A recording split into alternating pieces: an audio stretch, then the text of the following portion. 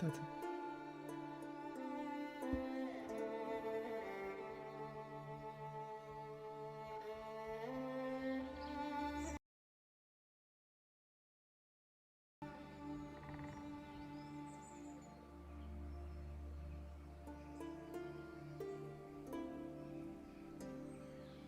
penis.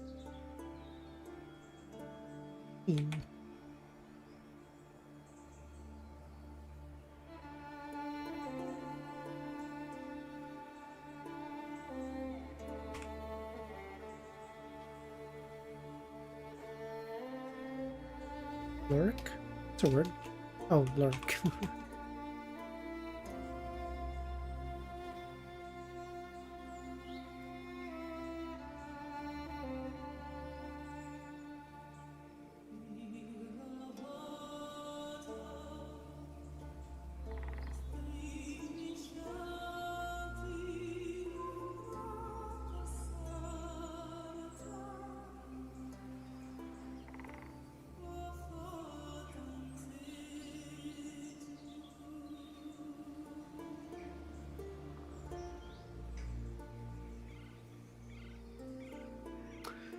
Okay, this is so rough.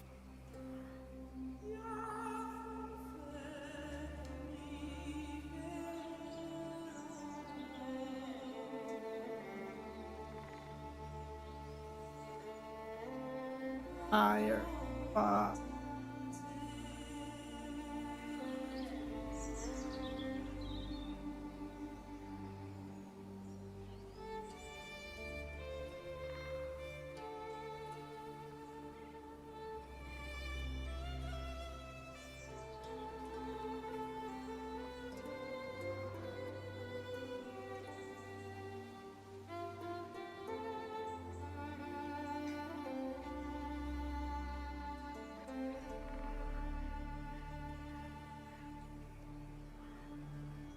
Coral shell.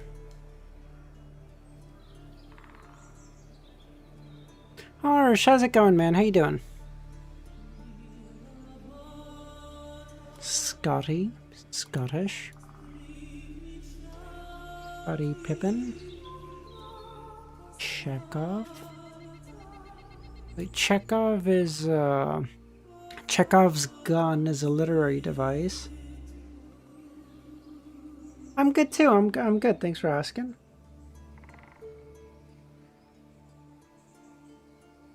Chekhov, Miller, Bone.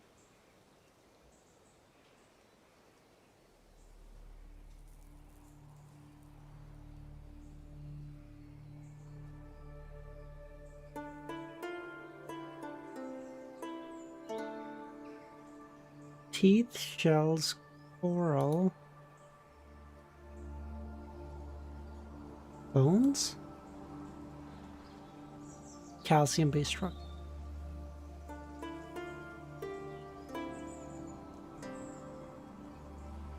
Miller bag.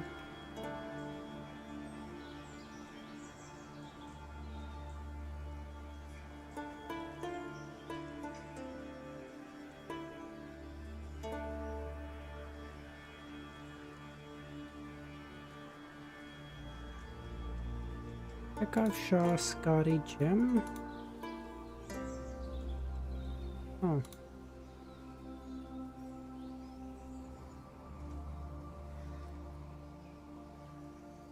Okay, let's move on to a chess game and then we can start reading, okay? I'm actually excited to start reading, so let's go.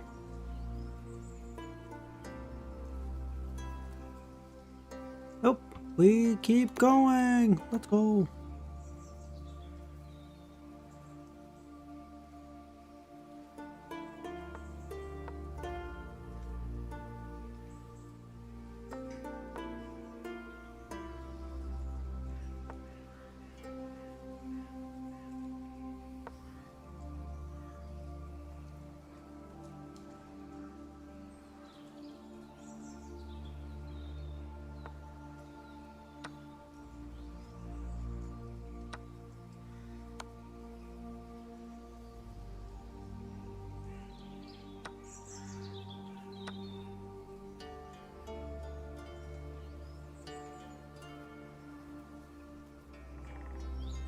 Didn't he just give me 2 free pawns now?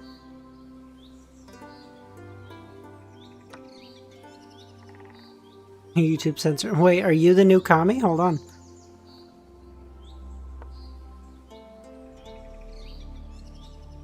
Why do you think YouTube is censoring you? What do you mean? I don't know why I asked that. As soon as I did... Oh, yeah, that has that perspective.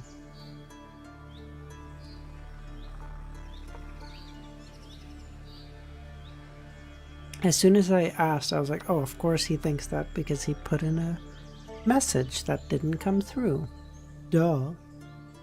And yet, I didn't think of it, even for a fucking moment, before I said it. Because I am a silly goose. Yoink.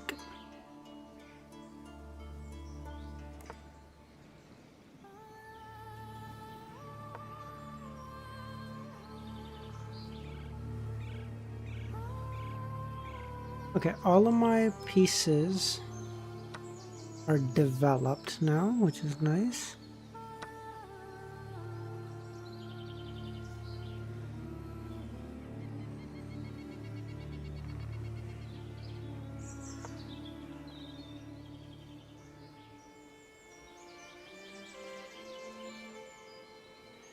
Knights are just impossible to pin down. They're just organizing. I just castle this way and we're laughing. We're up 2 pawns. Huge win. Plus 2 knights for 2 bishops. While it's technically a bad trade because knights are actually worth a little bit more. Oh,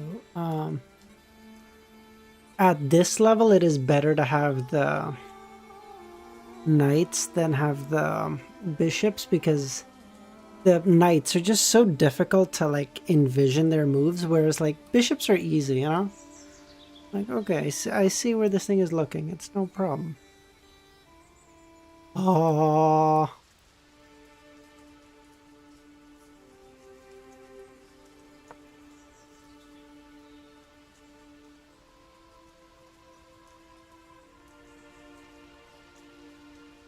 He goes back here, I go back here.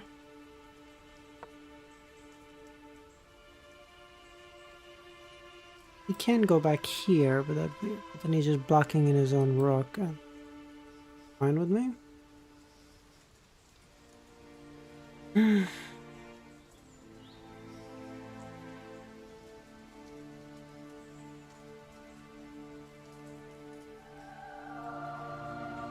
It's so fucking annoying, dude.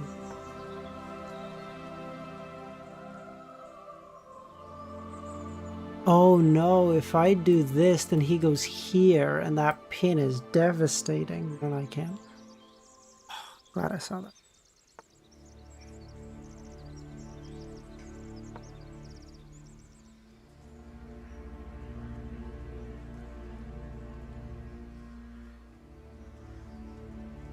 Quite a simple spell, but quite unbreakable, actually. Now I just do this, and we're laughing.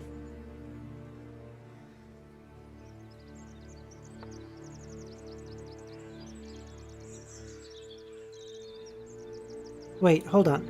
If I do check, he takes, I take, he takes.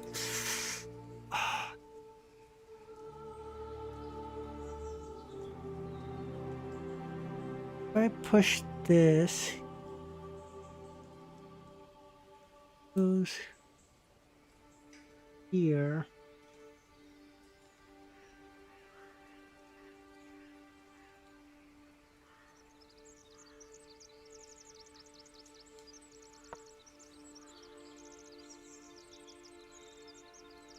I don't know what to do when he goes here, but it's okay. We'll take a look. Maybe just this, here, here, here.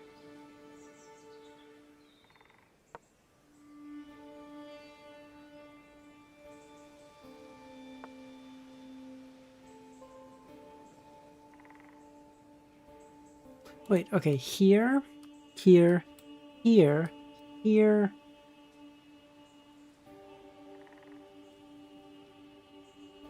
Here, here, here. I think I win that. I mean, he gets this knight.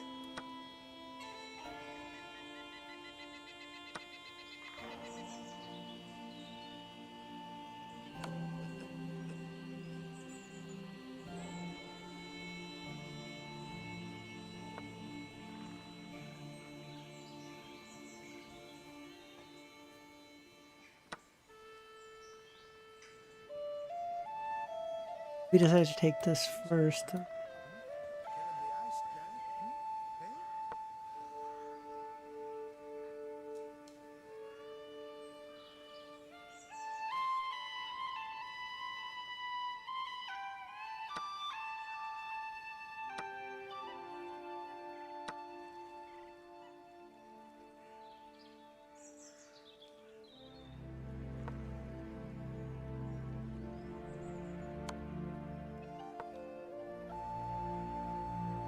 I can't believe Harsh said, wow. Harsh, how could you, man? What? It's always the people you never expect, you know?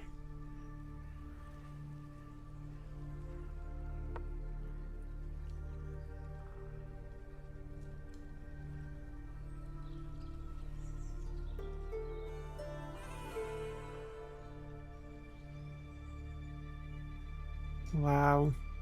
You have to do a public apology now, Harsh.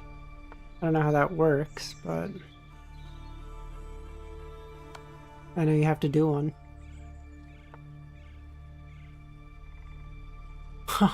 This is so fucking dumb. His knight, his fucking thing protects everything. This is so cringe.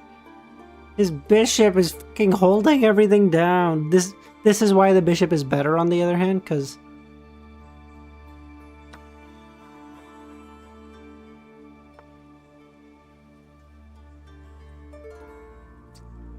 fine, bro. You can fucking take the fucking... I'm not gonna cry about puppy.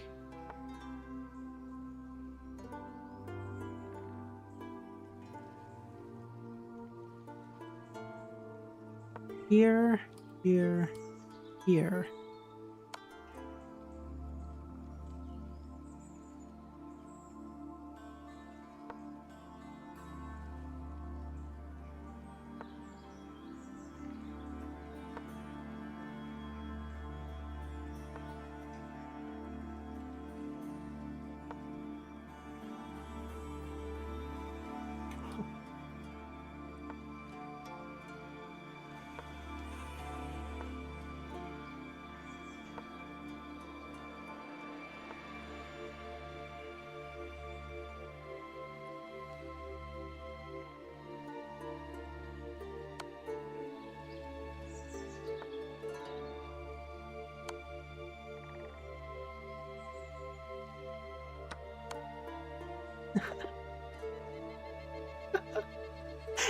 You might have been in a better position, buddy, but you took way... I had a brilliant? Please tell me if he had a brilliant, I'm going to be really depressed.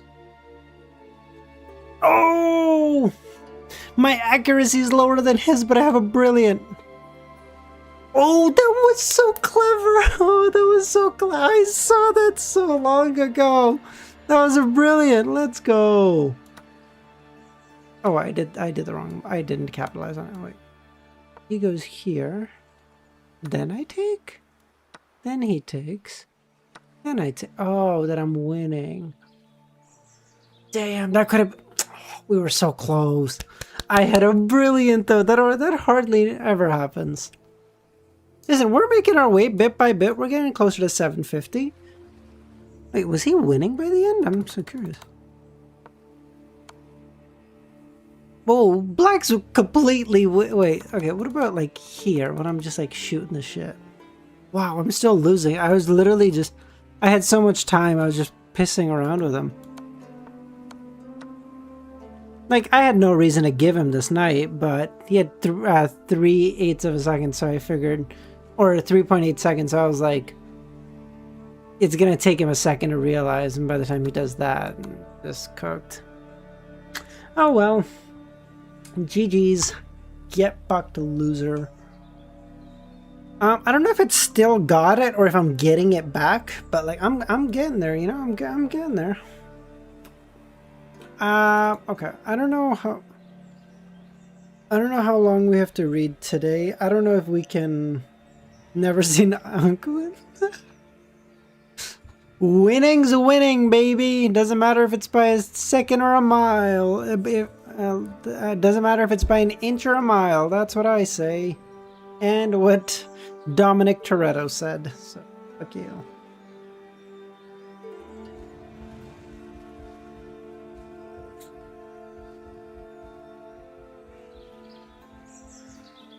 Okay. Islander. Okay. I know Dara has like a pretty big stream today or something, so I'll try not to stream into her time too much. So we might just do like a bit of reading, and then we might do like a bit of I've been playing a lot of Sekiro, so if you guys just want to watch me grind away at that. Alright, Lumion nodded at manager Renee. Lumion dabbed his mouth with a napkin and rose to his feet. He strolled towards one of the cafe's balconies, casting his eyes over the nocturnal scenery of Avenue de Marche. The gas street lamps cast a soft golden glow illuminating the carriages and pedestrians that traversed the road. To be honest, Lumion preferred the cozy atmosphere of the basement bar at the motel to this place. It allowed him to unwind and find his enjoyment. From his perspective, the patrons of the bar were excessively self-indulgent.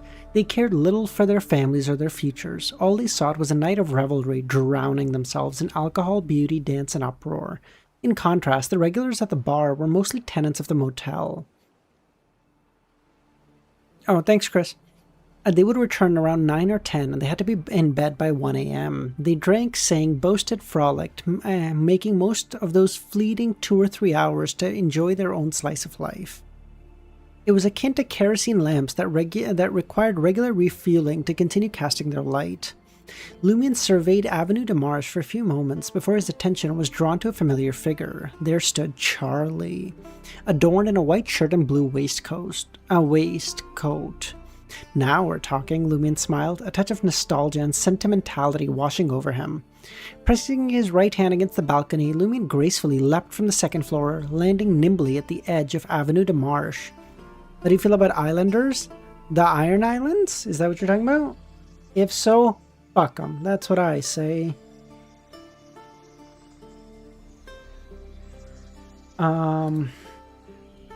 If you're talking about other islands, you're gonna have to be specific.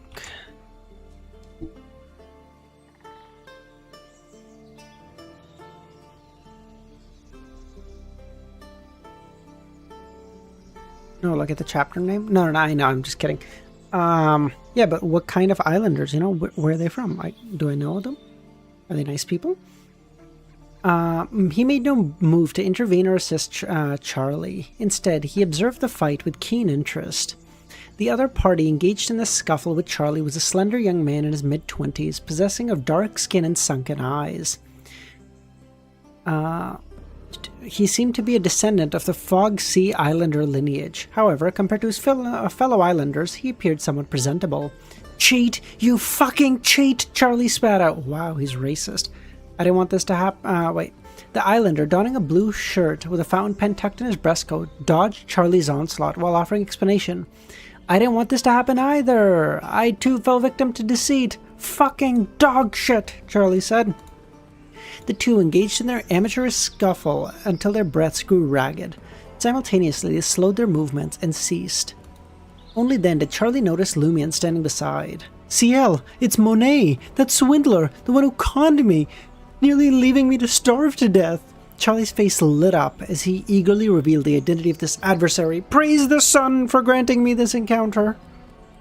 You're partly to blame as well. Haven't you ever heard the saying, never trust an islander? I thought we were friends, Charlie muttered. How could you be so naive and easily swayed? You too possess a certain knack for mischief. People like you can easily be ensnared by scheming individuals. Falling to their traps. Falling into their traps without gaining either the affection or the riches you desire. You've already fallen victim, Lumion chastised. Never trust an islander? Yeah. Now, the cool part is, because I do a lot of ad-libbing while I'm reading, you'll never even know if it was me doing the racism or if it was the book.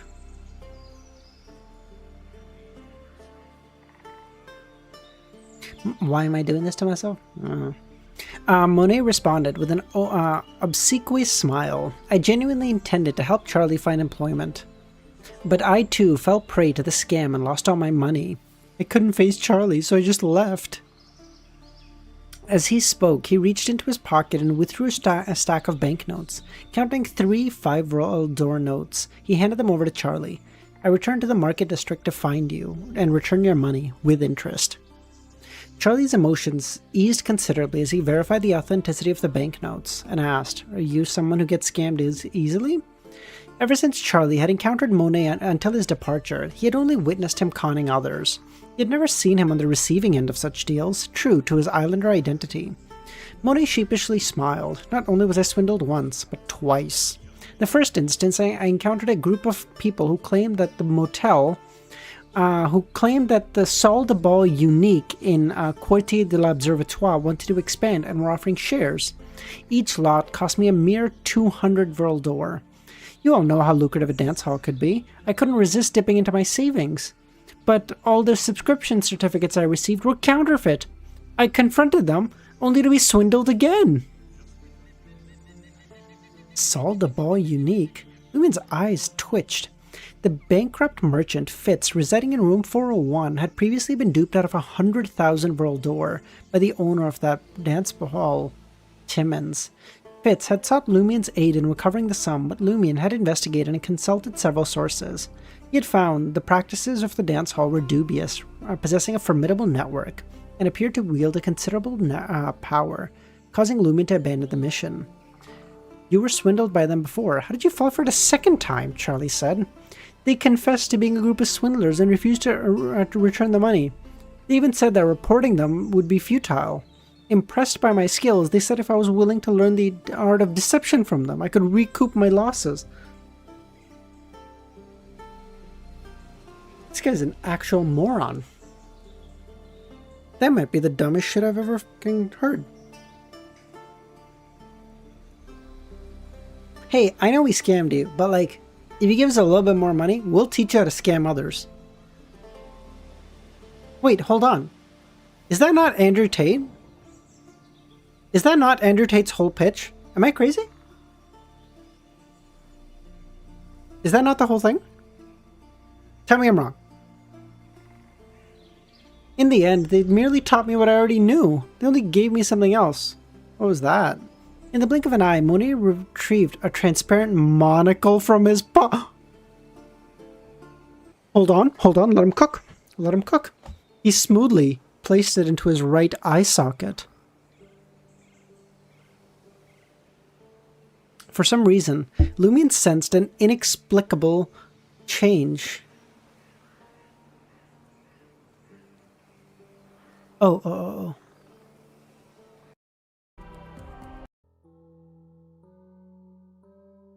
My goat's coming back! Let's go!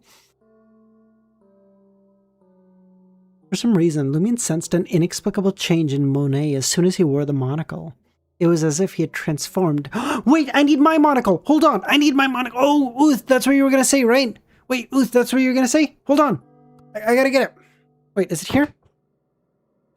Oh, it's in here. My god, I'm never so organized. Where do I have this? Did I know it was gonna happen today? No, this has been sitting here for 6 months.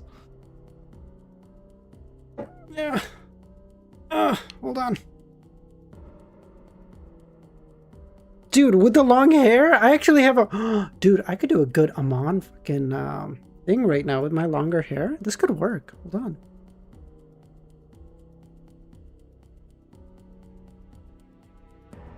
So guys, if you give me $49.99, you can join Hustlers Universe. I'm sorry.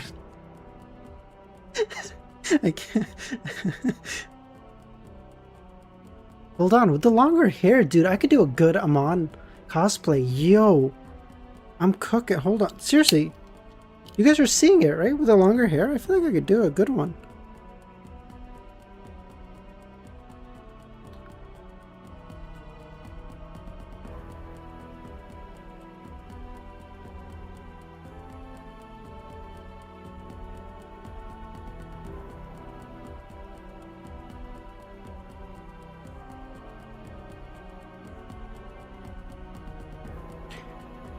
The corners of Monet's mouth curled up slightly as he positioned the monocle over his right eye.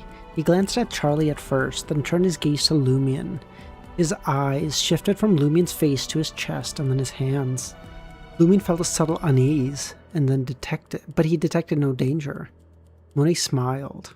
Are you CL, the mastermind of the idiot instrument? Yes, Lumion said. Monet adjusted the monocle. Quite adept at pulling pranks, I see. Would you like this monocle? It's of no use to me. I could exchange it for some cash, but with it, you can disguise yourself as a member of the Saul de Ball Unique and earn a good amount of money. Wait, we did hear about this, that everyone needed a monocle. We did hear about this. Do I look like a fool to you? Lumion promptly rejected Monet's suggestion. I have no interest in donning monocles. He had always been skeptical of the peculiar rules of the Saul de Ball Unique. Disappointed, Monet redirected his gaze to Charlie. I've given you the money and the interest. If you ever need anything else, please come find me at Saul de Ball Unique. Charlie scoffed dismissively. He still harbored suspicions that Monet still intended to scam him yet again. After the islander left, Lumion turned to Charlie.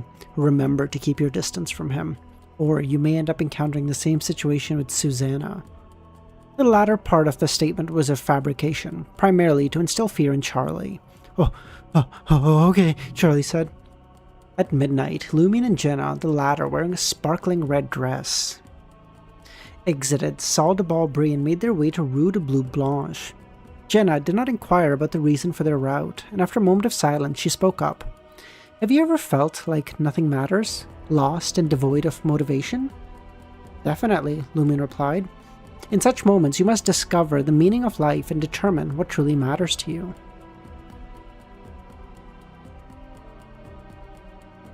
Kami? I'm waiting.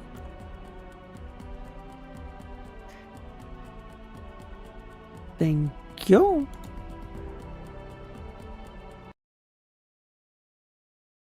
Dude, seriously, is anyone else seeing it? I feel like with the longer hair, a good Amon thing is not that bad. Like I could do that.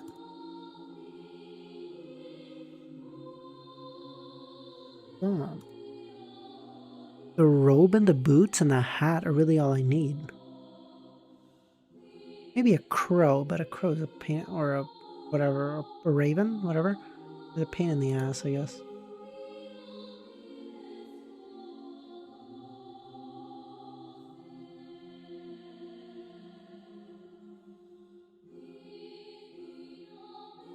Bug, hello.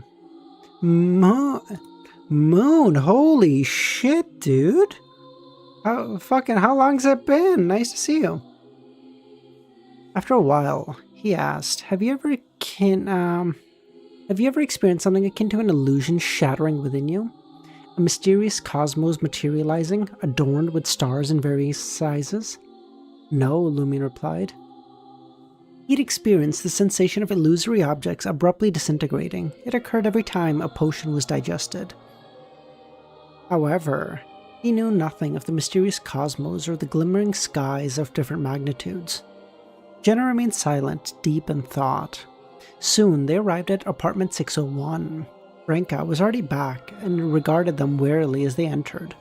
Before she could inquire, Jenna brought up the topic of the shattered illusions and the appearance of the mysterious cosmos. Wait, what didn't I catch?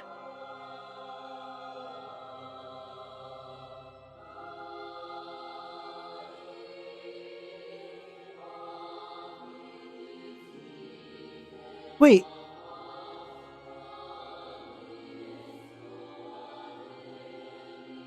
How did Jenna see the cosmos?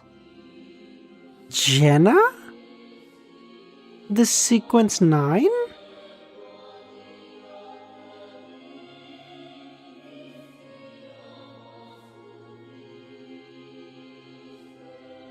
Franco was taken aback and spoke joyfully. Your assassin potion's been digested. Assassinating a member of parliament in public under heavy security definitely did it. Is this a sign of potion digestion? Lumion couldn't hide his surprise and perplexity. Why do I experience only the first half and not the second? You've never experienced it before? Franco scrutinized. So how did you advance? Oh, she didn't. It was a prank to scare money in you. Well, I'm too stupid. Not only is the seal on me restraining Boris, but it also restrains some of my senses. That's right. The seal resides within. It's impossible for it to have zero impact, Lumion thought. It wasn't as pronounced, he brushed off. Lumion, Franca, more concerned about her female companion, asked, so have you managed to surmise the acting principles? Acting principles? After the assassination, I learned many principles. Yes. Assassination is a matter of risking one's life. It's the ultimate form of punishment. A calamity for criminals. The fuck? You're a criminal, bro. You just killed someone. Was he a piece of shit? Yeah, but you're a criminal. Sal. Oh, wait. Okay, Sal. Okay, no one else is giving me an answer. It's kind of making me sad. With the long hair, because I'm growing my hair out, I could do a really good Amon.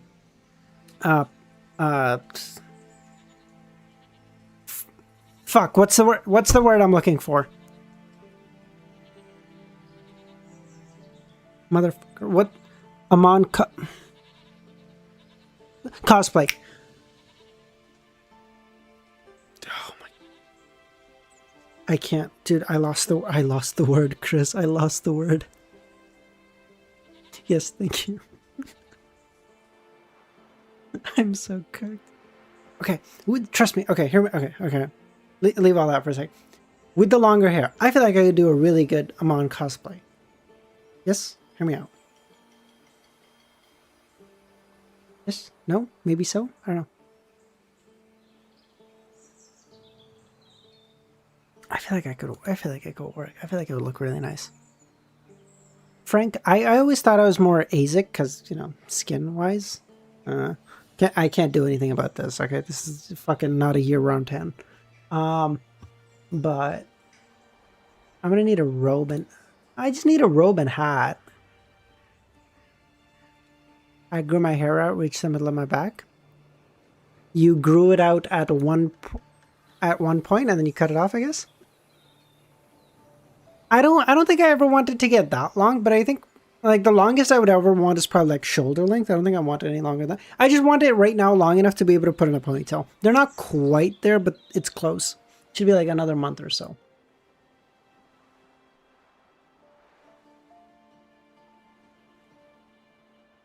And then I yell, you shall not pass.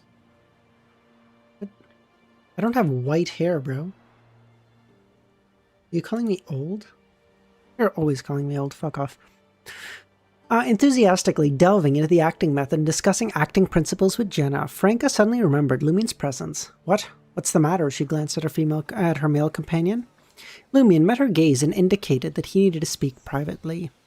Jenna instantly understood, excused herself to change clothes. Lumion lowered his voice. What do you think of Hela? What kind of person do you think she is?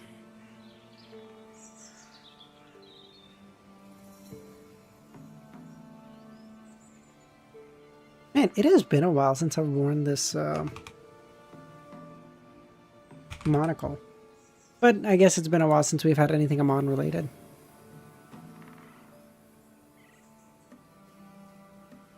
I did.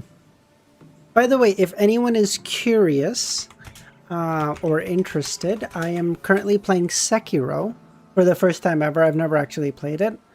Well, okay, I've played it, but I've only ever played like the first hour, and I kept getting my ass beat, and then I just always would quit because I'm a little bitch. But now I decided I'm gonna beat it, and so I have defeated Genichiro. Chris, if you want, after I'm done streaming, after I'm done reading today, we can play some Sekiro if you guys are up for that, or if you're up for, I don't. I'm gonna play it anyway, so I'm happy to stream it.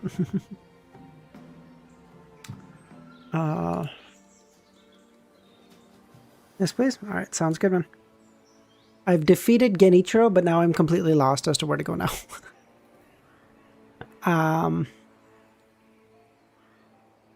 Madame Hella, how do you know her? Franca's reaction was immediately one of surprise and astonishment. She quickly remembered Lumine's sister Muggle. Did your sister mention it to you? Good job. I did it in like half an hour today, okay? You didn't tell... Okay, I feel like this is on you, though. I'm not gonna lie to you. You were helping me a lot. You didn't tell me I could fucking redirect his lightning in phase 3. I thought I had to, like, fucking do some pro gamer move bullshit to be able to fucking dodge that. I could just fucking... I could parry lightning? You're supposed to tell me that. Sal, alright. Appreciate you popping by, buddy. See ya. I assume it's probably...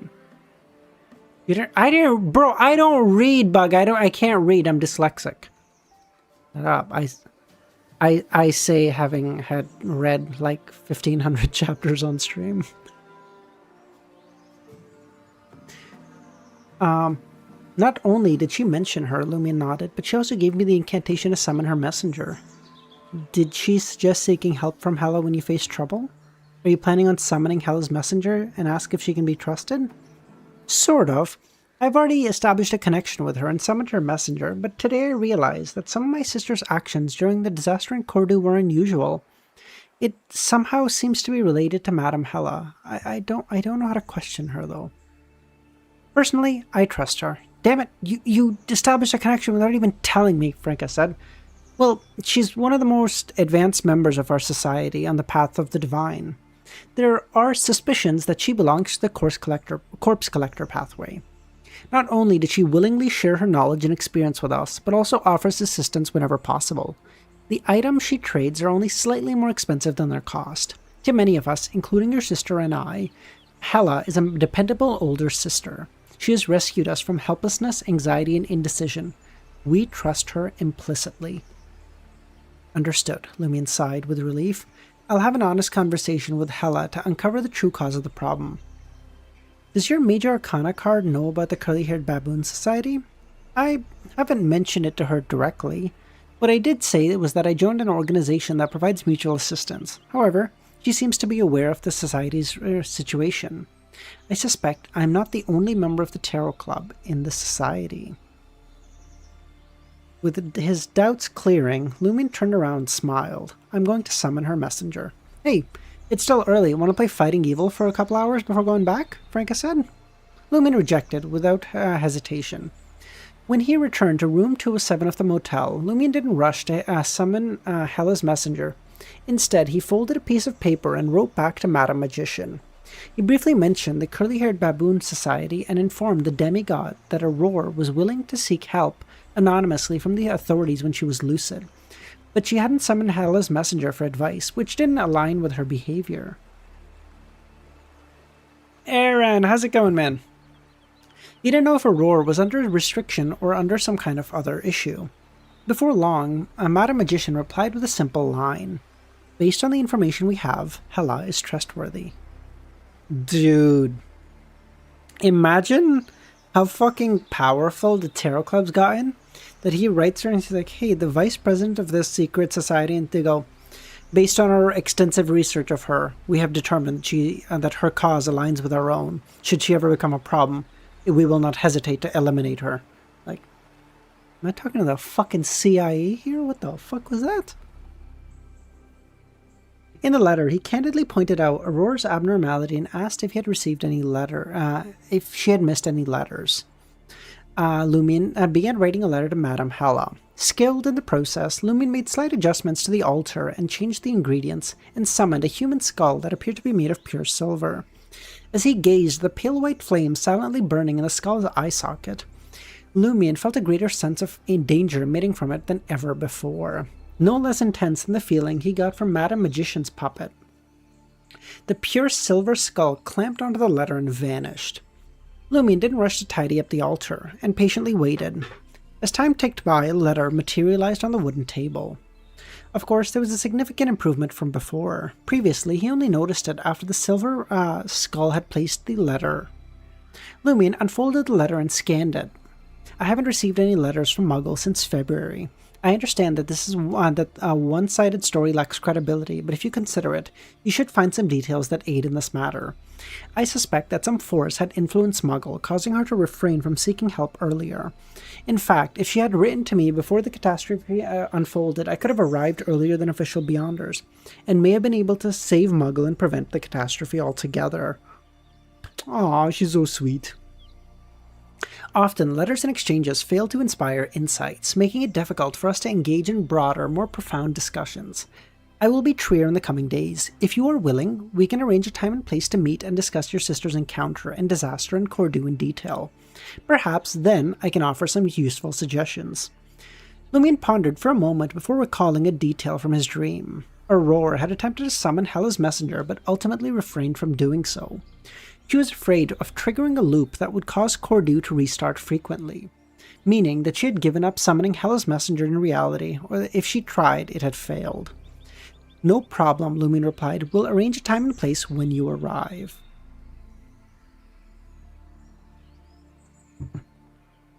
After sending the letter, concluding the ritual, and tidying up the altar, Lumion realized it was getting late. He quickly washed up, laid on his bed, and went to bed. The following morning, Lumion awoke naturally to the resonating sounds of the cathedral bell. After visiting the washroom, he embarked on his usual morning jog along the familiar streets like Rue Anarchy and Avenue de Marche, fully energizing his body. During his routine, he discovered an empty space in the square outside the cathedral and spent nearly an hour practicing his combat techniques. Returning to the motel, Lumion enjoyed a meatloaf breakfast while sipping a whiskey sour. For breakfast? My goat? On his way, he passed the Suhit steam locomotive, where new vendors were already selling photos of I don't know what that is. Lumion scanned the scene and caught sight of the Baron, the Savoy mob leader, adorned with a diamond ring and smoky mahogany pipe. He appeared gentlemanly. Holding a 7 or 8 year old child, he made his way from the steam locomotive station towards a carriage. The child donned a caramel coat with brass buttons, a black and white checkered shirt, a linen coat, his black strapless shoes and white socks paired with a dark red school bag that appeared somewhat heavy and solid. The Baron's child? He usually resides in other provinces and visits Triers for vacation? No wonder they don't seem too familiar. 11 Rud Fontaine within Martin's home. Lumion arrived in the exclusive carriage of Saul de Balbry. He passed through the hall adorned with weapons and armor, arriving in a library. Martin displayed his amiable disposition. He sat in an armchair at the back of the study. Standing before him were Christo and Simon. Sensing that Lumion's entrance into the study, Giant Simon and Rat Christo turned to regard their colleague. Simon's eyes displayed caution and defiance as he raised his head, believing that CL, who had defeated Hammer, shouldn't be underestimated. He also believed that he himself was unquestionably stronger than that fool. Christo showed no emotions, but his right hand suddenly stirred. It was as if something alive resided within his right pocket. Christo slipped his right hand into his pocket, his expression abruptly changing. His gaze upon Lumion grew intense with fear, but he couldn't help but smile. What? Lumion felt a tad uneasy. After pondering for a moment, he suspected that Christo had used an item in his pocket to see that Lumion had advanced to Sequence 7. In contrast, Simon lacked such intuition. "Good morning, boss," Lumion said. A few days ago, he had informed the boss that he had consumed the potion and become a Sequence 7. Martin nodded, shifting his gaze from Lumion to Christo and Simon. After nearly 10 seconds, he spoke. "I have a mission for you all. At precisely noon, retrieve something from underground Trier and bring it to Rud Fontaine." "Mission?" Lumion's eyes twitched, sensing a potential trap. As a new Beyonder to the mob, trust between him and Gardner was still lacking. Why would he assign a newbie to such an important task? With all these thoughts, Lumion had a conjecture in his mind. Either he was mere cannon fodder, or this was a test. A test to join the Iron and Blood Cross Order? Hold on.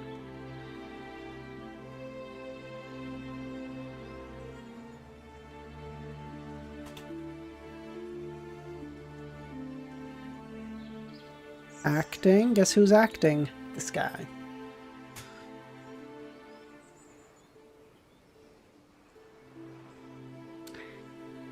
With this in mind, Lumion's gaze shifted to Christo and Simon. He sensed that the chances of them becoming expendable pawns were slim.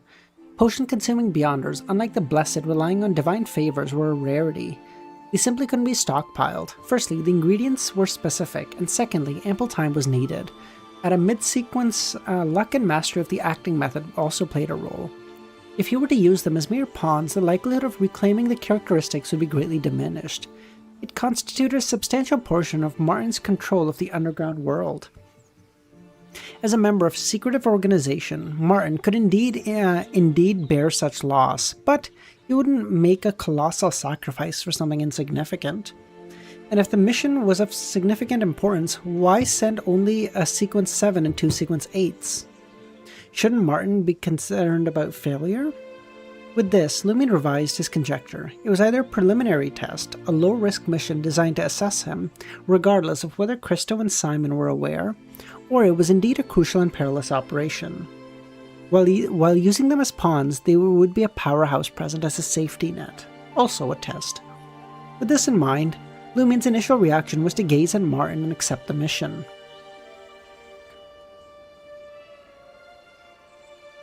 When the time came, if he needed to divulge his if it was the first possibility, it was his best chance to prove himself. If it was the second, Lumion still had Mr. K's finger nestled in his pocket. When the time came, if he needed to divulge the affiliation with the Aurora Order to ensure survival, he could abandon the Iron and Blood Cross Order mission. As long as he lived, he could wait for another opportunity.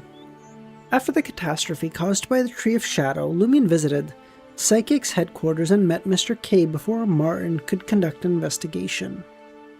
He concealed his experience with the Tree of Shadow, merely mentioning that something had occurred in the market district, trapping them in a peculiar wilderness. And then the brownish-green tree descended. Susanna Matisse appeared, draining everyone's energy. To combat the fallen tree spirit, he used the finger to fashion a robust defensive flesh robe, but didn't receive any more assistance.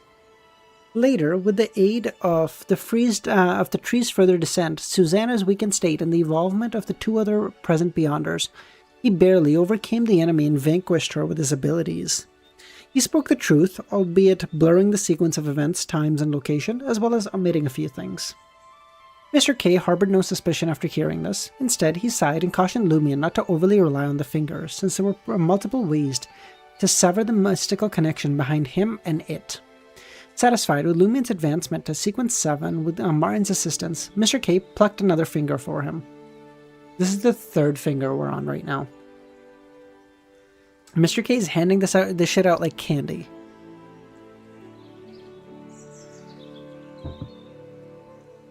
This led Lumion to believe that as long as he didn't encounter any extraordinary environments like Paramita or the Tree of Shadow, with Mr. K's finger, even if he couldn't completely reverse the situation, he still had a good chance of escape.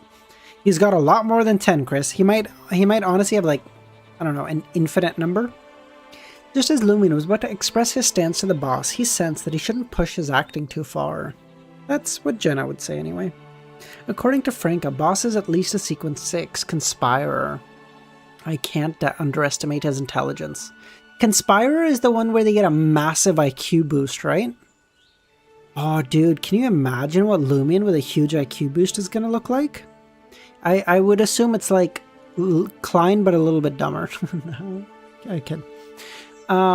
Based on today's incident, the impression the boss has of me should be someone capable of detecting missions and potential dangers. Simply agreeing without reason or observation would only raise suspicion of ulterior motives or reliance.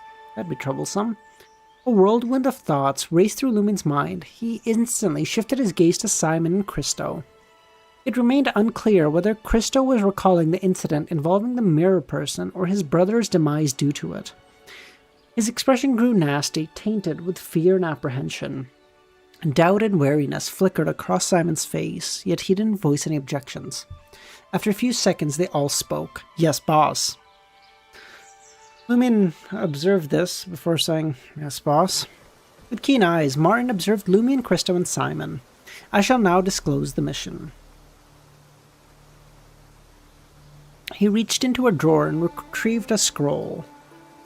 Approaching, Lumion and his companions beheld a map of the underground section of Trier. A map measured in 1 meter of length and 50 centimeters in width. The upper level depicted the underground Trier, formed by the municipal department through the excavation of various tunnels and the reinforcements of the quarry cave. The map focused solely on the underground areas of Quartier de Marche, Quartier de la Cathédrale Commémorative, and Quartier des Jardins Botaniques, and Quartier de l'Observatoire. However, it was intricately detailed. Lumion could discern extensions on both sides, although the drawing did not continue. In the middle of the map lay quarry caves, ancient catacombs, and underground river tributaries, scattered in a haphazard manner, connected to the upper level through visible or concealed tunnels. This portion contained numerous gaps and omissions. Besides these areas were inscriptions such as "to be investigated," "to be explored," and "to be searched." The lower levels of the map encompassed collapsed mines and missing information, as if veiled in a shroud of fog.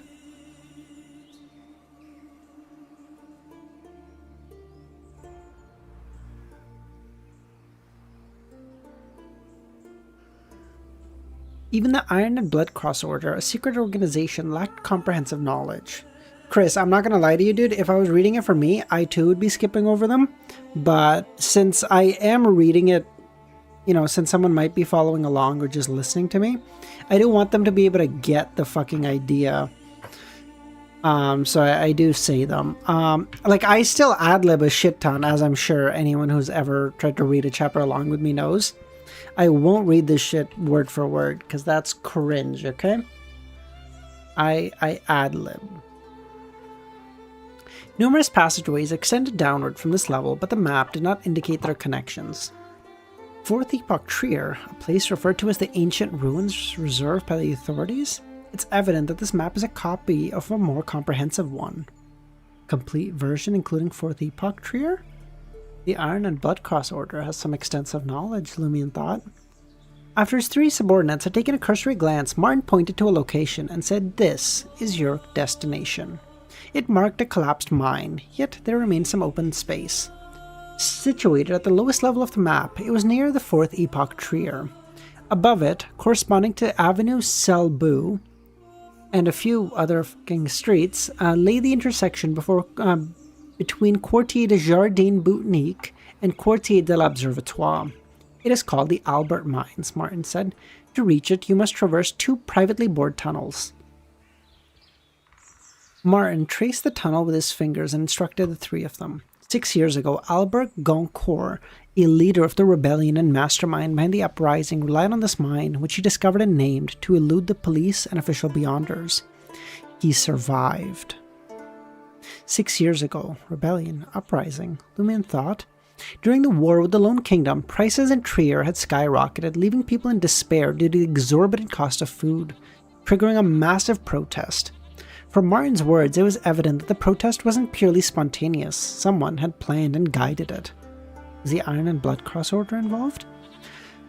Your task is to reach the Albert Mines before noon and await the arrival of a traitor who will give you a box. You need not give him anything, nor communicate with him. On your return journey, do not open the box. Doing so will expose you to immeasurable danger. As long as you follow my instructions, the mission poses minimal danger. While you may encounter peculiar phenomena here or there, good teamwork should have no problem resolving this. Casting a final glance at the now out-of-sight greyish villa, Lumion, Christo, and Simon departed from 11 Rud Fontaine. "Have you undertaken similar missions before?" Lumion asked.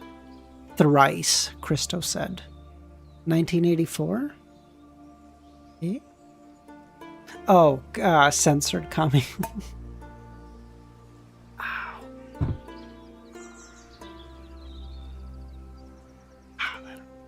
Shut up. I don't want to hear a fucking thing, okay?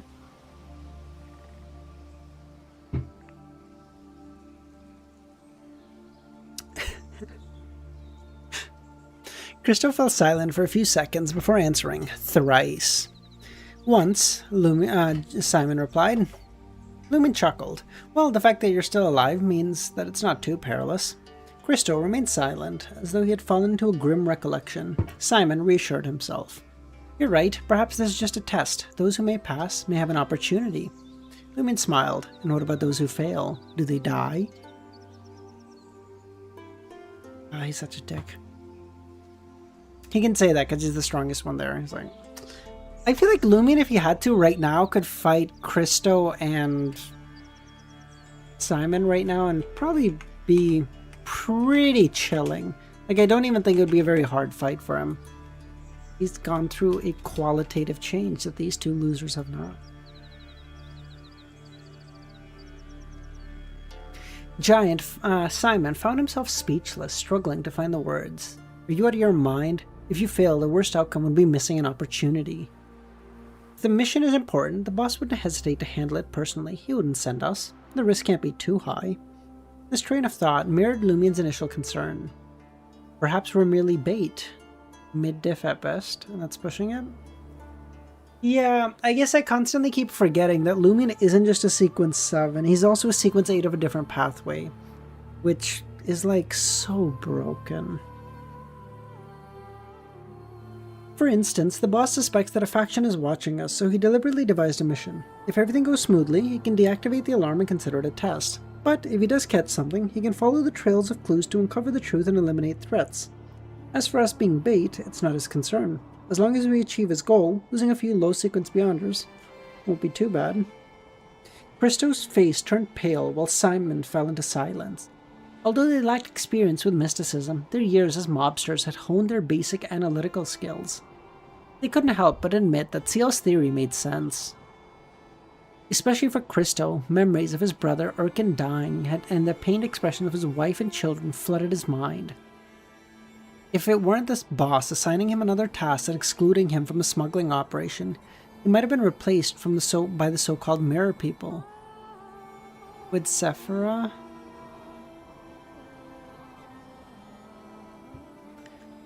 Aaron, Klein in my book is like Batman.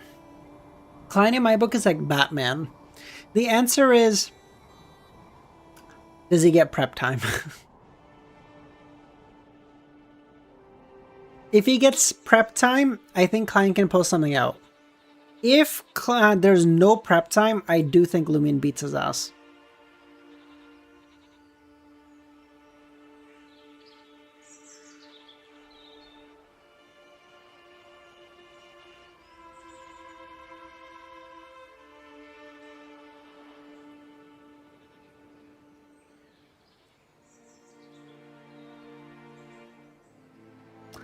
Yeah, magicians do need... No. I mean, I'm not even talking about magicians in particular.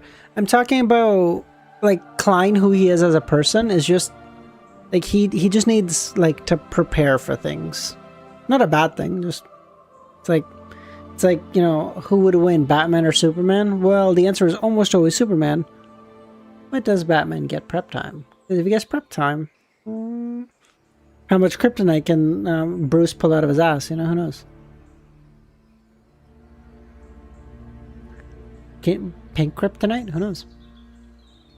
If you guys don't know, canonically, pink kryptonite does one of two things. It either makes Superman a girl, or it makes him gay.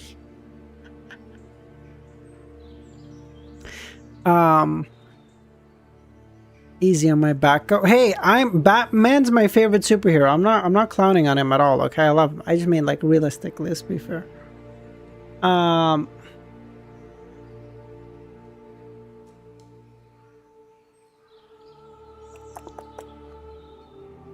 As for his wife and his dogs and his other animals, the mirror person would have taken the opportunity to enjoy them for a while. With these thoughts weighing on their mind, the three of them ignited their carbide lamps and descended into underground traitor. With the Christo scanned the dark tunnel with the bluish-yellow light, his voice trembling. The boss wouldn't send us to our demise. Even as low-sequence beyonders, we have our uses. If we die, it would take him like 6 months or maybe a year to get a replacement. The mirror people incident came to his mind. Everything comes at a price. Perhaps the stakes involved this time are more valuable than the three of us, Lumin said. I hope this mission won't be as perilous as the boss claims, but we can't afford to be naive. Prepare for the worst. Kami, are you good, dude?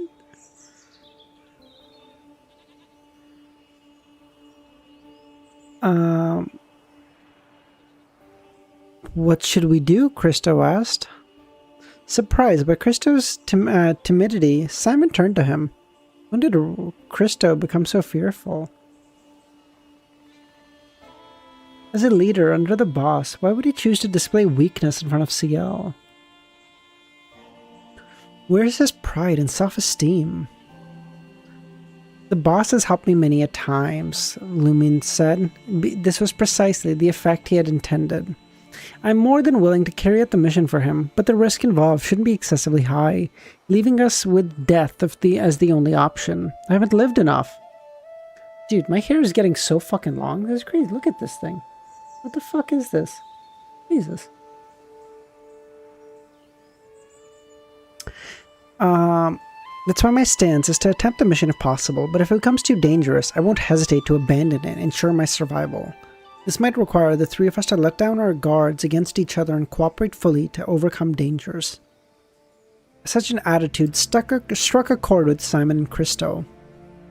No one was entirely selfless. Taking a calculated risk for the boss was already a testament to their loyalty.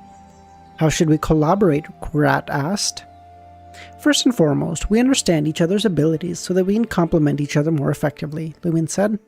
I am a beast tamer, sequence 8 of the apothecary pathway. I can confront and communicate with various beasts to an extent. I have the ability to gradually tame them and make them my assistants.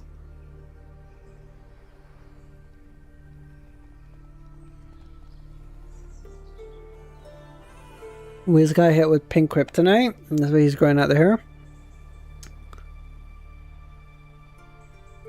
Is that... I'm not going to say it. I could, but I won't. Consider yourself lucky, okay? I'm also skilled in treating illnesses and providing comprehensive medical care. At that moment, he couldn't help but cast a questioning glance at CL, as if hinting at his need for a remedy to improve his performance in bed, or something. Word had gotten around about CL being quite a libertine. Not only was he involved with Jenna, Red Boots' mistress, but he also had been linked to nearly 10 dancers. He had arranged for them to receive acting lessons at the theater, allowing them to earn money. An apothecary.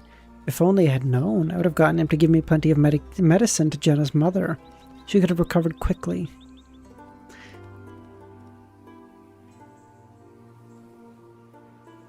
The more Simon listened, the more astonished he became. He began to suspect that Christo had lost his fucking mind, divulging the secrets of his pathway. Until now, apart from Martin, no one knew Christo's sequence or the pathway he belonged to. After all, there were plenty of people in Trier who had a fondness for pets. In a flash, an idea struck Simon. Christo was in charge of the smuggling business and had completed most of the boss's missions.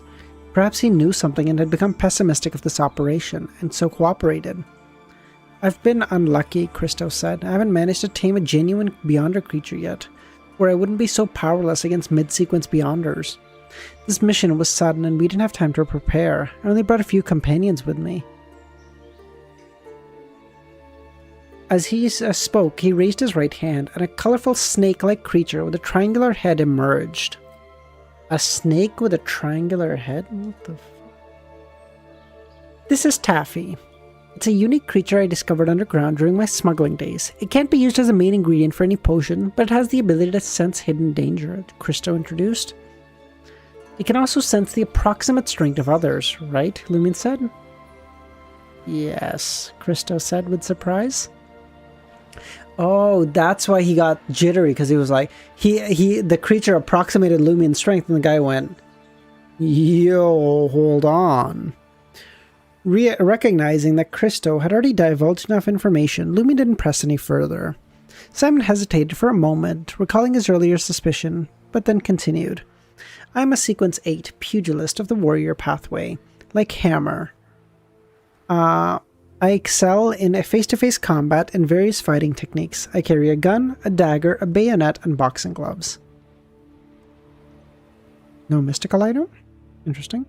You're stronger than a Hammer because you're intelligent and can read the situation. These words left Simon unsure whether to feel angry or proud. What about you? Sequence 8, Hunter? Lumien smiled, raising his right hand in front of him. Silently, a crimson flame emerged. You're a pyromaniac? Simon said.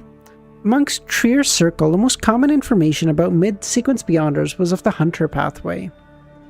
Lumien didn't respond, but opted to smile. Nagato, how's it going, man? There a stream? You're a bitch, bro. Simon suddenly understood why Christo's attitude towards CL had undergone such a dramatic change. Sequence 7 was the starting point for mid-sequence beyonders. Compared to low-sequence beyonders like themselves, their strength had undergone a qualitative change. Does the boss know you're Sequence 7? Lumien nodded. What? That's why if I complete this mission, I will do everything in my power to see it through. It's the ASIC arc, bro. I know, I can't blame him. With those words, he pulled out the iron-colored canister and tossed it to Simon. This is scorpion poison that I got from Hammer. You can apply it to your weapons. Increasing your strength will increase your chance of survival. Simon caught it and was taken aback. Though CL disgusted him and they were at odds, his knowledge, strength, and intelligence and approach to things made him seem reliable. Lumien, who was walking ahead, let out a sigh of relief. He had exaggerated the risk and instilled fear in Christo and Simon, plunging them in a state of worry, and revealed his own strength, offering convincing suggestions, establishing himself as the team leader. Only then could he harness the team's combined strength without exposing his hidden trump card and combat any potential threats. 273 Traitor. Bye, Nagato.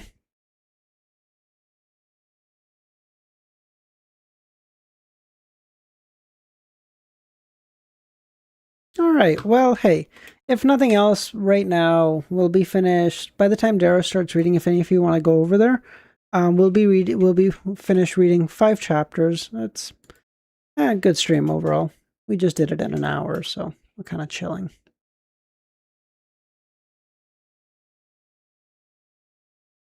Music change at the end of this chapter when they meet the traitor? Okay, thanks, Kami.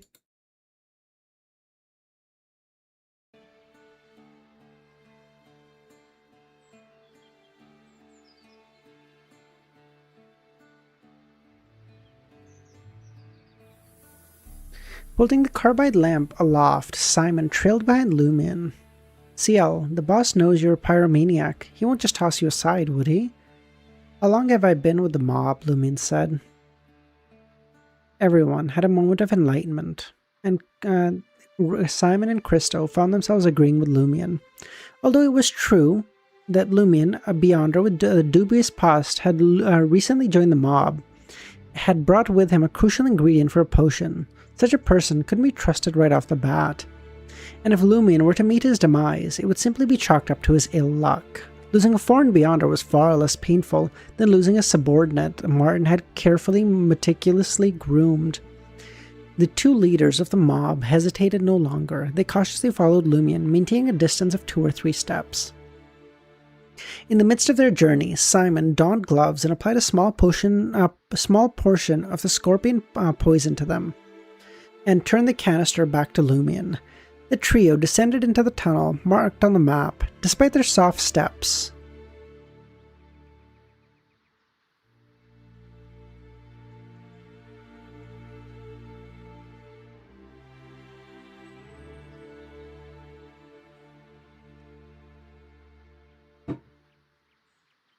Wait, Chris, do you know how long Volume 3 is? Is it really long? Wait, let me look. Volume...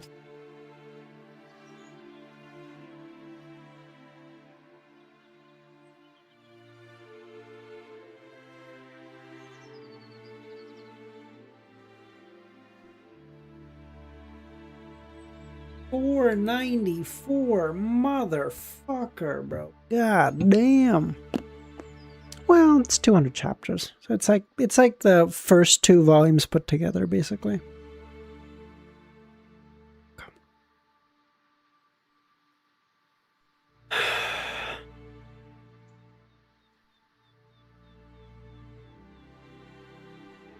After nearly 45 minutes, they passed through the area marked as the ancient tomb and arrived at the entrance of the concealed passageway. It led to an abandoned quarry cave that had lain dormant for ages. The ground was uneven, covered in moss, and in the distance the sound of an underground river could be heard. Lumion observed for a moment, clenching the ring of a carbide lamp between his teeth, with both hands grasping a protruding stone and climbing to the cave's summit. Then, extending his right hand, he pushed an apparently ordinary stone behind him, wedging it between the side wall and the cave roof. A pitch-black hole materialized, allowing someone as tall as Simon to bend over and crawl through. The hidden tunnel had been fashioned using a long-forgotten ventilation system that had already existed in a nearby quarry. The 3 of them hunched over and strode deeper into the underground tunnel. Gradually, the sounds of the underground river and the steam subway faded away. Apart from their breathing and footsteps, the surroundings were as silent as a tomb. After nearly half an hour, Lumion and his companions followed the marking on the map and leapt from an exit, emerging into an already existing underground cave. From high on above, stalactites dangled from the menacing teeth of a terrifying beast. Lumion didn't rush over to enter another hidden cave. Instead, he turned to Simon and Christo, who had accumulated a fair amount of dust on their heads. Before we proceed, let's confirm something. We won't have time for verbal communication. Alright, they both agreed. With a subtle nod, Lumion replied, "First, from the moment we enter until we return, no one is to speak. Make use of physical gestures as best as possible. If that is not feasible, obtain my permission before uttering." A precautionary measure that stemmed from Martin's advice regarding the lack of need of communication with the traitor. Simon and Christo recalled the boss's counsel and nodded. Secondly, no matter what anomalies occur, unless something attacks the both of you, stay calm and act in accordance with my lead. Thirdly, I won't force you, but if you wish to live, it is best to heed my instruction. The 2 requests were met with resistance from Christo and Simon. They would be entrusting their safety to Lumion, a departure from their usual reliance on their own instincts. But after a few seconds, Christo forced a smile, recalling CL's strength, and nodded. "I'll follow you, but if you fail to react in time and Taffy warns me, I will deal with it myself. I've been in this business for a long time." Simon chimed in. "I'm with you on that, rat." Lumion felt a sense of satisfaction, having tamed the 2 Beyonders. "No problem," he said. "Fourthly, I will be the one to make contact with the traitor later and retrieve the box." Upon hearing this, they both looked at Lumion as if seeing him in a different light. They had expected the pyromaniac to leverage his strength and authority to assign one of them to deal with the traitor and handle the riskiest part. Alternatively, they thought Lumion might suggest drawing lots to determine who would do so. To their surprise, Lumion decided to do it himself. "CL's fair," Simon couldn't help but sigh. He knew that he wouldn't be able to do the same if he were in his position. What a fucking coward. This realization made both Christo and Simon feel less resistant to Lumion's instructions. Though the lighting was dim, Lumion managed to observe his 2 colleagues. "If it weren't for the fact that you 2 Beyonders lack mysticism knowledge, I wouldn't be taking such a risk myself," Lumion thought. "Sometimes weakness is an advantage," Lumion sighed. Emphasizing that they were to maintain silence, Lumion picked up on the carbide lamp and made his way to the bottom of the cave, gesturing for Simon to embrace a rock about half his height and move it aside.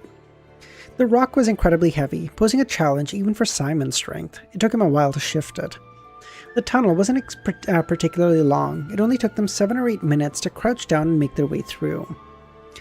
This was their destination, the Albert Mine. Lumion surveyed the cluttered grey-black stones and turned to Simon and pointed at his chest. Understanding this, Simon produced an iron-grey pocket watch and opened it with a snap. The dial revealed numerous tightly clenched gears. Simon held up the pocket watch and showed it to Lumion and Christo, indicating that there were still over 10 minutes left until the designated time of the transaction. Lumion nodded and waited patiently. After a while, he suddenly turned his head, listening intently for any signs of movement or motion.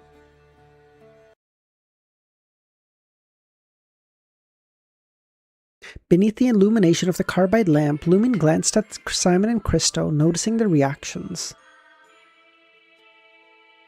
Observing Simon and Christo's gaze fixed on him, Lumion lowered his right hand, signaling for them to refrain from being affected. Intermittently, they could hear peculiar movements. The three of them stood at the edge of the mines, waiting. Suddenly, the sound of the footsteps echoed from the other side of the mine, as if someone in leather shoes was approaching. Is that the traitor? Lumion mused. The footsteps paused, then resumed, resonating through the mines. When they were a few meters away, they mysteriously ceased. After a brief wait, Lumion and his companion spotted a figure emerging from the opposite mine entrance. A man over 1.8 meters tall, donning a white shirt, yellow vest, black suit, and dark pants, clutching a brown leather suitcase. The man wore a silk top hat, pulled low, casting a shadow over his face, but Lumion's hunter eyesight allowed him to discern the man. The man had short auburn hair, brownish-red eyes, slightly unkempt, and thick beard. The collar of his shirt was tightly fashioned. Lumion held a carbide lamp and was about to approach, but then Christo tugged at his arm. Lumion turned his head, and Christo anxiously pointed at his right pocket. Does that mean Taffy has issued a warning? Judging from Christo's behavior, the threat hasn't materialized and is still manageable, or he would have already ran.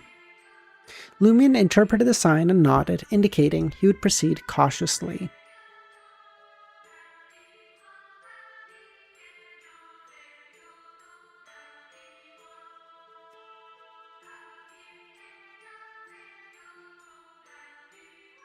Christo didn't stop him. He watched Lumion with concern as he advanced. As he closed the distance, Lumion's gaze carefully assessed the man. His clothes were slightly oversized, as though they didn't quite fit him. He seems fearful of something, yet his eyes hold anger and hatred. His hands don't extend beyond his sleeves, they're concealed within, including the handle of the suitcase. His feet. Lumion's pupils dilated as he noticed the traitor wasn't wearing any shoes, but a pair of grey socks, contradicting the sound of the leather they had just heard. Could it be that the footsteps didn't belong to him? Lumion grew more and more vigilant. The man resembled a starved bear and chuckled. Did Gardner Martin send you? Was he scared out of his wits after receiving a message from his companion, who went underground to search for the entrance to the Fourth Epoch Trier, disappeared for months, claiming to possess an important item to deliver to him? Bro. So Martin is actually scared shitless himself, and he was like, I'm not doing this shit. Fucking y'all can figure this bitch out. Alright, I was gonna stop here, but that's a really shit place to end even for me. So we'll keep going until hopefully this ends, or I get really tired. I don't know, we'll see.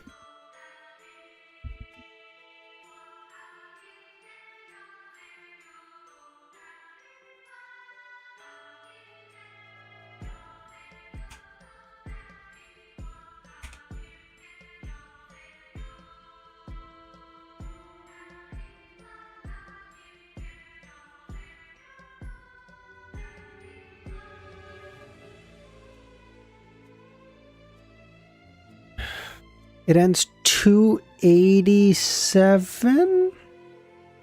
Okay, well then, in that case, we're...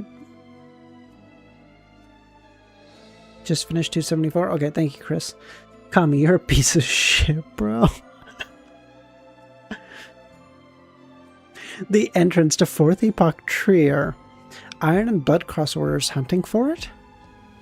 This person reappeared after vanishing for months. Ooth, if we're gonna do that, you better get Sal back in here, bro. You're gonna... No. 26 chapters? Are you nuts? He kept in mind that the warning not to speak and tried his best not to. Leaning forward slightly, he extended his right hand to receive the small brown suitcase. If I were Martin, I'd pray I'd never find what's in this box. What does that mean? Lumion wondered as his palms touched the suitcase. At that moment, his eyes narrowed as he noticed the traitor's right palm was absent from the suitcase handle, floating as if held by an invisible force. This is what happened. Yeah, no, I'm not reading fucking 30 chapters to appease you, Ooth. What do you think is in the box? What's in the box? I'm sorry, I don't know. What's in the box? It's actually his partner's face. They cut it off and they put it in the box, and they're like, this is what happens when you try to go back to fourth epoch, okay? This shit ain't for you, little bro. Another box. No. They cut off his face and they put it in there. And then Martin's gonna open it. He's gonna go, ah! and then the fucking, and then out of the face, his partner just starts growing out of the, like he starts growing a face, and he starts growing a head and a body and a fucking everything. And then he tries to kill Martin, but Martin manages to kill it. But now he's scared shitless. Absolute cinema. Who says I don't make theories anymore? Following that handle, Lumion saw that there was no arm in the sleeve. It was empty. No arm.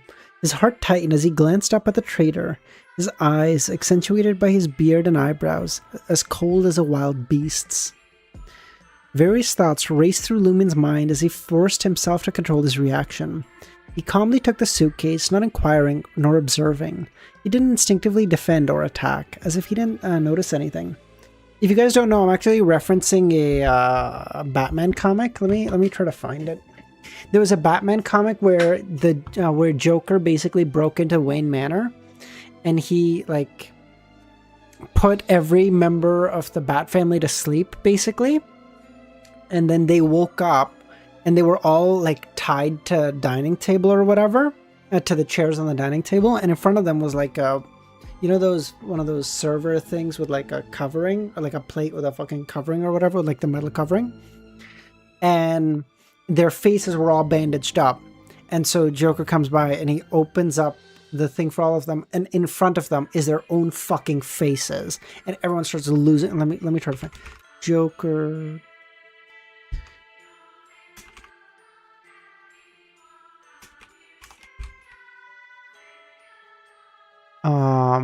Yeah, this.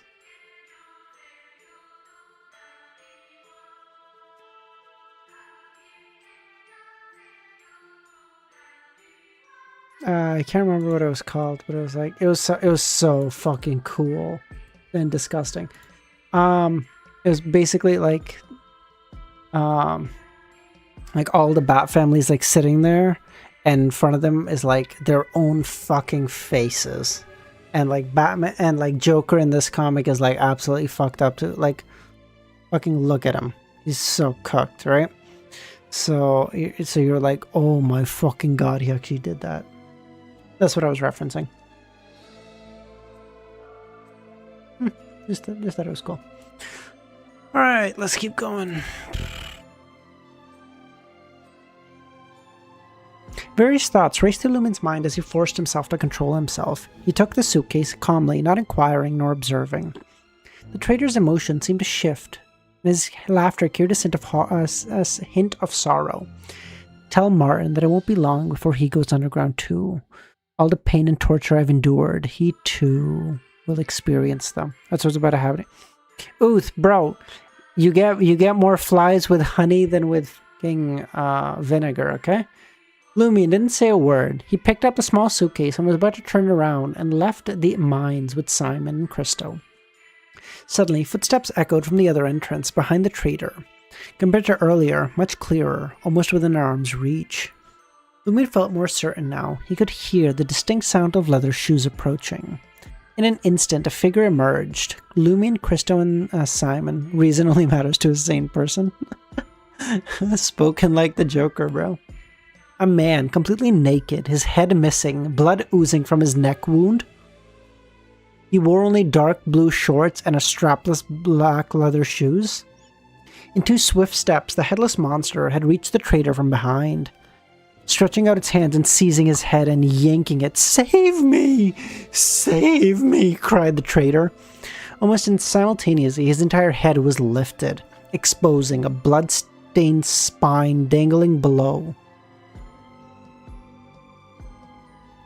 A spine that was unusually long, swaying gently like a tail. Suddenly, the traitor's shirt, vest, pants, and attire all lost their support and collapsed. He had no body, only his head connected to a bloody spine. This is absolute sin. Hold on.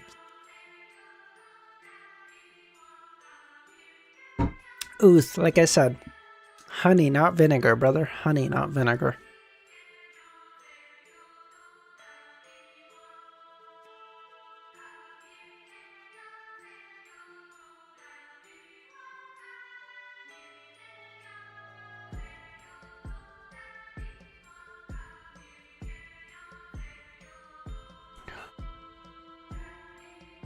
Although Lumion had encountered many things in Cordu, this was the first time he had come across something so terrifying. Without hesitating, he turned around and dashed to the entrance of the hidden tunnel. Simon and Christo, who had been frightened from the very start, lost control. Like cyclists, hearing the starting bell, they bent down and hurried into the tunnel. Lumion caught up with them in a few strides, the echoing voices in the minds haunting them. "Save me! Save me! If I die, you can forget about living." With their carbide lamps in hand, the trio silently made their way through the hidden tunnel, their hearts constricting. A few minutes passed, and the shrill cries ceased. Then the sounds of the tapping leather reverberated through the tunnel. Christo, being the shortest, found it easiest to keep his back bent as he moved forward. In a state of fear, he frantically pointed his right pocket with his right hand, as if he had seen death itself. Has that peculiar rat given us a warning? Lumion glanced at Christo's left chest and nodded reassuringly, indicating that he would cover the rear. All they had to do was run. As the sounds grew closer, Lumion and the others grew tense. Though they had bent their back to navigate the tunnel, it only slightly reduced their escape speed. After all, they were beyonders. With each passing moment, Lumion felt a chill down his spine. Just as the sound of the leather shoes approached within a few meters, the trio reached the end of the tunnel and burrowed out. Seeing Simon about to flee on his own, Lumion, who was already returned to their agreed position, could no longer stay silent. He said, "Block the door!" As he spoke, he turned around and abandoned the lamp and small suitcase, attempting to push through the heavy rock. Simon subconsciously ignored Lumion's command, but his heart still trembled from the low shout. Throughout his journey, he had grown accustomed to following instruction. He found himself in quite a dilemma. After a brief moment of hesitation, Simon suspected that if he ran away and left CL to defend himself, CL might very well attack him and kill him as a deserter. I love how even now he's more scared of CL than the monster. He's like, I might get away, but CL's gonna hunt me down, bro. Cooked. Christo had similar thoughts, but he believed that if they both didn't help, CL wouldn't waste time blocking the tunnel. When the time came, whoever ran the slowest would be the first target. Evaluating their own strengths, Christo believed he was definitely the slowest. Without hesitation, he stopped fleeing and returned to the tunnel exit, assisting Lumion in pushing the stone to block the door. Taking a cue from Rat, Simon chose to obey. In just a few seconds, the trio secured the entrance. The footsteps faded into nothingness. "Everything's fine," Christo said. No more visible movement in his pocket, where Taffy resided. Let's talk when we get back to the first underground level. Simon and Christo, relaxed minds, tensed up again. Instinctively, they followed Lumion. Along the way, they didn't encounter anything, but being underground meant they were surrounded by either complete silence or the occasional strange sound. If Lumion didn't remain calm and composed, Simon and Christo may have resorted to drastic measures. Upon returning to the area corresponding to the streets and squares above ground, Christo reached into his pocket to comfort Taffy. When I saw that monster, I thought we were going to die. Though he and Simon had killed over 10 people, interacted with many Beyonders, and even fought them, he had never encountered a monster like that. Didn't the boss say there wouldn't be much risk if we didn't communicate or open the box? Lumion smiled. However, in such a situation, most people couldn't possibly stay calm. Simon and Christo had found a newfound appreciation for CL. Trying to pour honey on him? Oh no, Chris, I'm trying to get him to pour honey on me, sorry. Martin took a small suitcase and examined it casually. Very good. You're all... wait, hold on. You've all done well. I will reward you later, Martin said. After praising them, the mob boss looked at Lumion. I have a message for you. If you wish to progress further on our pathway, you remember, the demon is our friend and hell is someone else's.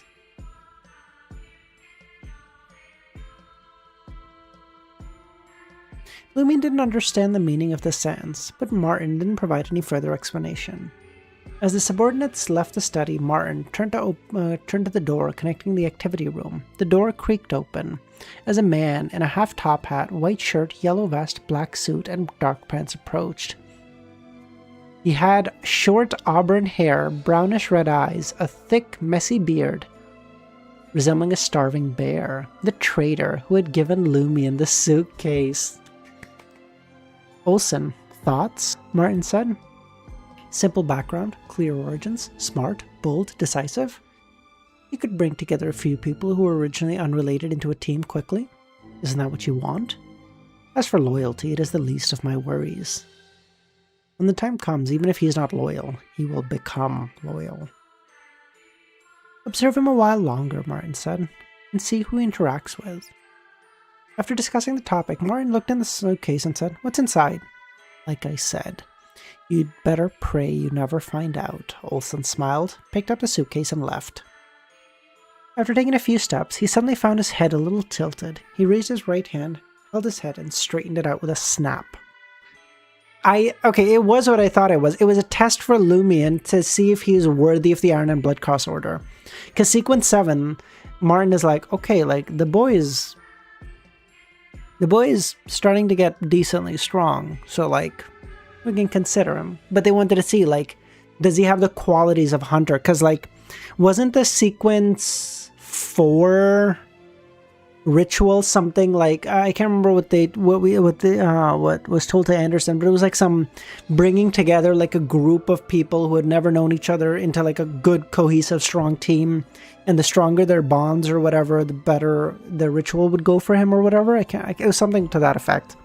So it makes sense that they wanted to see like, hey, can he bring people together even if they're slightly antagonistic to him at the start? Does he compose himself well in like a scary situation? Yeah, the 30 members were close. Yeah, exactly. And like that sort of thing, right? So they tested him on like all of the things the Hunter pathway is on, and they're like, he's pretty good. I hear you extorting chat. Excuse me? I'm being extorted here, motherfucker. Sal, bro, I just got told that I have to read 26 chapters, okay? That's extortion. Not even 36. No, 26 after this, and I read 6. 32 chapters in one day. That's extortion, okay? I missed 2. I missed Sunday and Monday. I missed 2.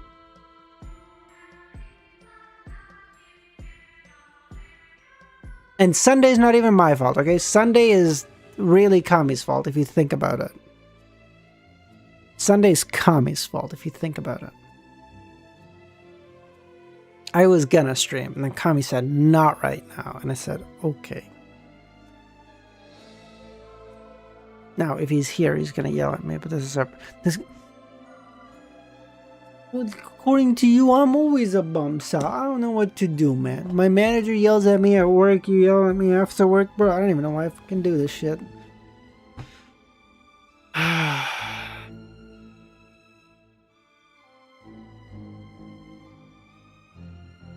Sorry, work's been a little hectic recently. So just... Just surviving, you know? Not even work. Honestly, work's been fine. I don't know. It's the winter blues or whatever. Like, I'm just so depressed. I don't want to do anything. Like, honestly, I love streaming because, like, it's so fun. Like, I get to read, which, like, I want to read this series anyway. And, like, I love this stuff. Like, I love reading. This shit's fun. And, like, I love all of you. I love talking. I love just chilling out and stuff. But, like, I'm just, like, when I'm like, okay, like I have to stream. Instead of, like, I always used to be like, oh, I fucking get to stream. Like, we're chilling, you know? Like, we get to have so much fun. And then now it's like, until I press, like, I know that as soon as I start streaming, I'm going to see you guys and it'll all be fun. But, like, from between the time of, like, when I finish work and I'm like, okay, I got to stream at, like, 8:30. Okay, like, I have to stream.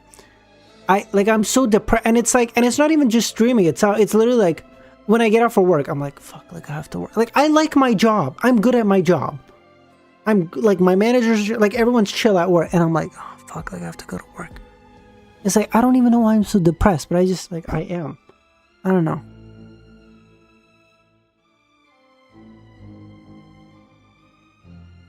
Sorry, I'm just rambling right now. I apologize. I just needed someone to talk to about it. I think we're gonna. I think hopefully it'll get better in like 2 weeks or so.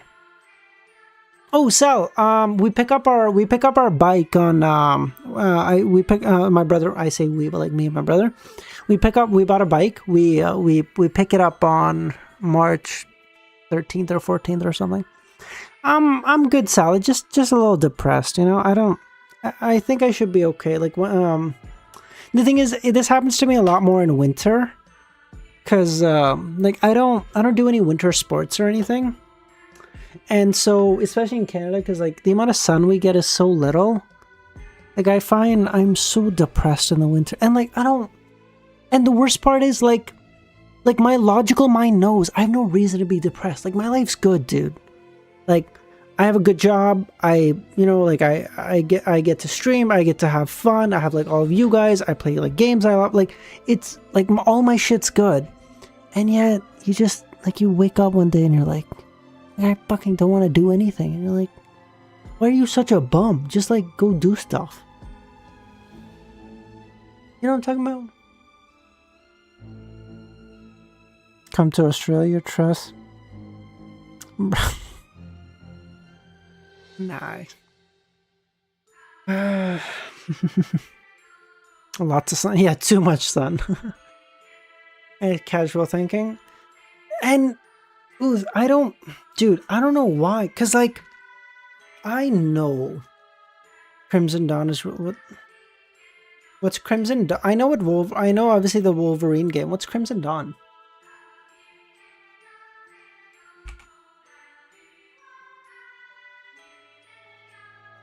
Is that is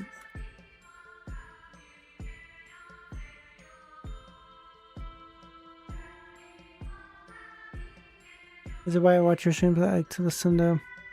I like to listen to audiobooks and shit. Ah, cool, nice. Okay, well, that's fun. Okay, I don't want to really. I'm not gonna lie to you guys. Crimson. What the fuck is Crimson Desert? I don't know what that is either. Okay, I don't really want to read anymore, guys. Do you guys want to play? Would you guys be chill if I just play some Sekiro now? Crimson Desert, open world adventure game. Oh, cool. I know this. Okay. Bye, Sal. I appreciate you popping by, buddy, to talk. I didn't mean to vent on you or anything. I hope you don't mind. Just sometimes, you know.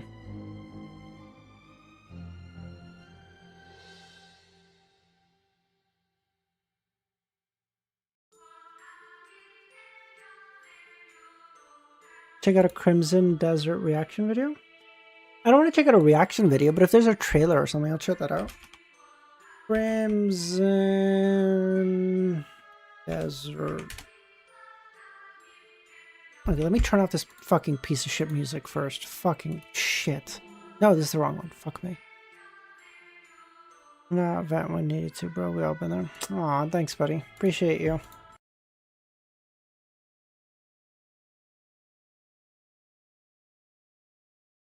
What? Okay, come on. We read like 7 chapters today. Oh, that's a good day. What are we talking about? Okay, listen. I know I missed.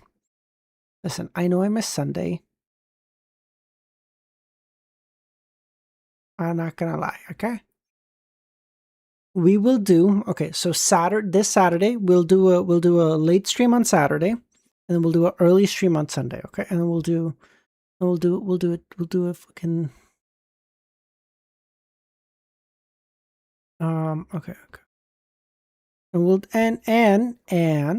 we can do a okay. I won't even lie. We can do a longer stream. I don't know how long.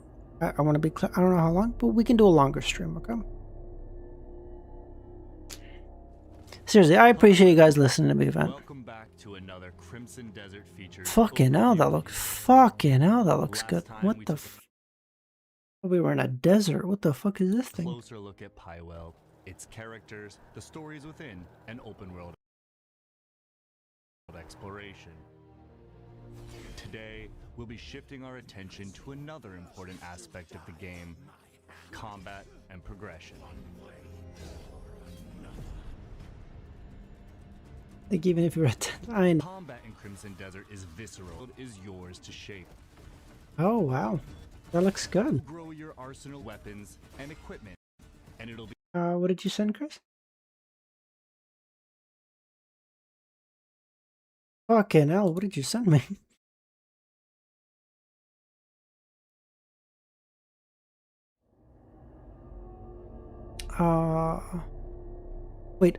Wait, you can do audio tracking too now? This is cool, I didn't know this.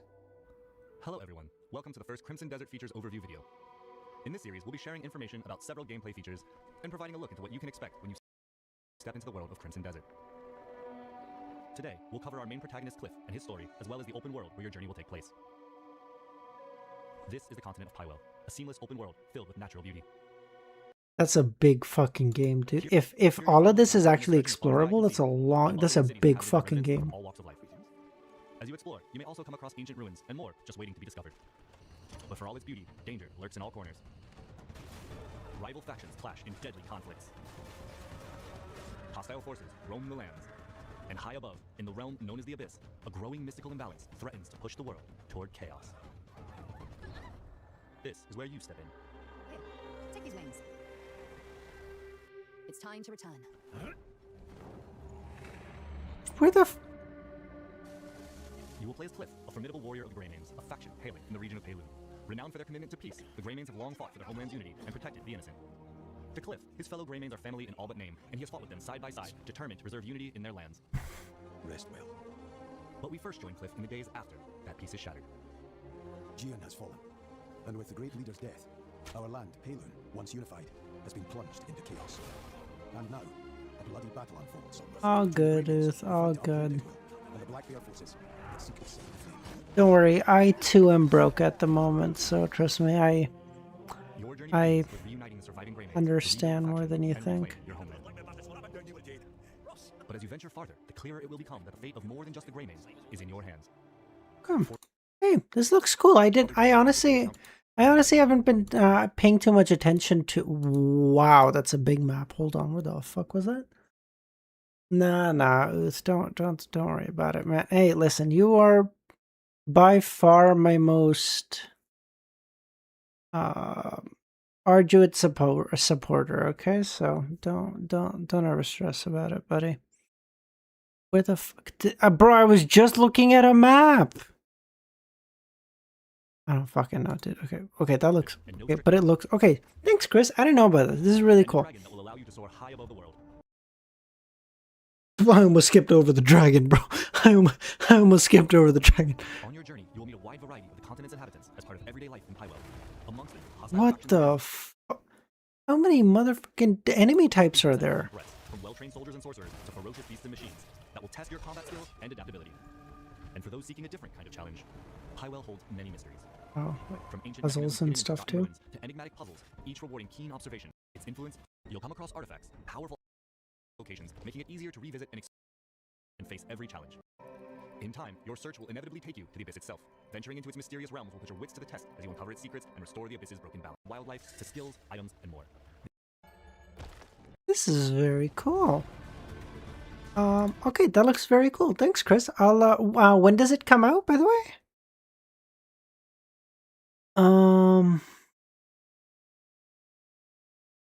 I don't like, this is giving me such Witcher vibes, which I love because I love Witcher 3. Next one. Oh shit. Okay, cool. Okay, that's handy. I don't have any time off in March. I have some time off in February. April though. So April we can do long streams. We can do fucking day streams, long streams, gaming streams. Just stream all day basically. Welcome. All right. I don't know how long we're gonna play Sekiro, but let's just. By the way, I should warn you guys. When I say play Sekiro, I am grinding my tits off towards Genichiro, and I'm trying to beat his like memories version because Romero bet me I couldn't, and Mama ain't raised no bitch. So yeah, when I say we're gonna be playing Sekiro, what I really mean is that I'm gonna be getting my ass beat by the same boss for an hour straight. So yeah, feel free to watch that, but it's just gonna be me getting progressively more and more mad. Okay. Thank you for coming to my TED Talk. Collection of Strength, Genichiro. If anyone has any tips or tricks, I like to think I'm pretty good because I have beat Genichiro myself. But the memories version or whatever, this shit is cringe as fuck.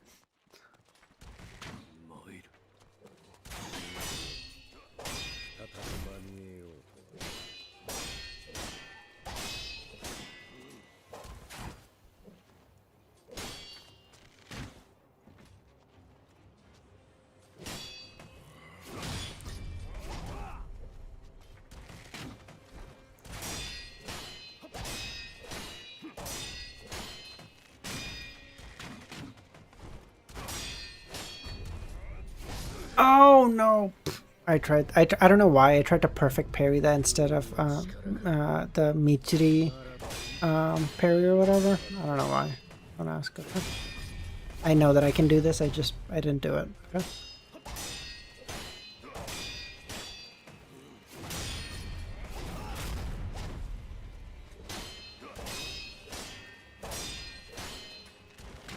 Oh fucking! Oh, believe it or not, I have never played this game. Only ever watched playthroughs. This is my first time ever. So I hate Sekiro. Okay, so I'm not great at parrying. It's never exactly been my strength, despite what you may see, right now, because I'm pretty fucking good at it now. But humble brag, okay. So I always hated Sekiro because I was always really dog shit at it. So like I would always play. What the fuck was that, dude? So I would always play like the first hour, never be able to beat the first boss, and just give up. Like I just refused to do it. But then recently what happened is Devil started his first ever Souls game, which is Elden Ring. And so after this he's gonna play Sekiro, and I was like, I will be fucking damned if Devil beats Sekiro before I do. Okay, that ain't happening. So I decided I gotta do this shit first. If there was anything that could make me play this godforsaken game, of course it would be fucking my pride.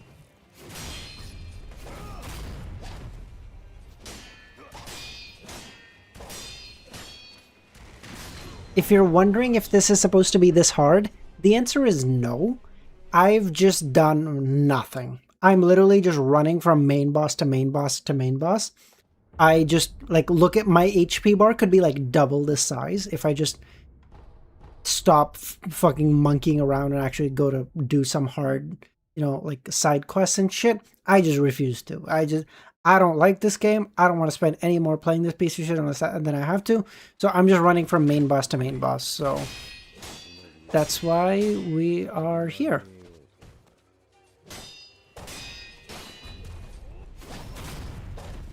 Loser.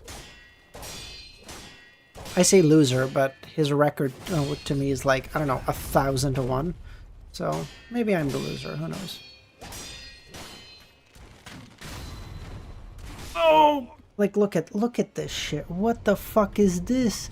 Bro, can I say, what kind of a fucking coward this guy is? We're having a katana fight and he pulls out a fucking sword? What a fucking cringe lord, dude. Oh, just fight me with your fucking sword, loser. Come on.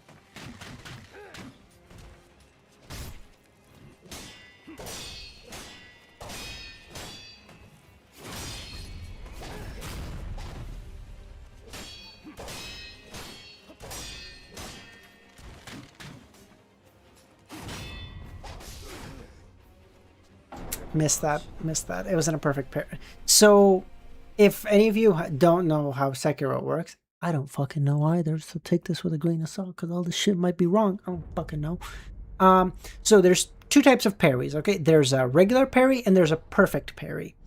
When you get a perfect parry, you have a stagger meter at the bottom.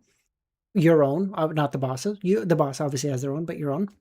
If you get a parry, it costs you a stagger. If you get a perfect parry, it doesn't cost you any stagger. So I was trying to perfect parry that, but I didn't. I just managed to get a regular parry. And when that happens, I got staggered, and then he managed to beat my ass with it. Get fucked, loser.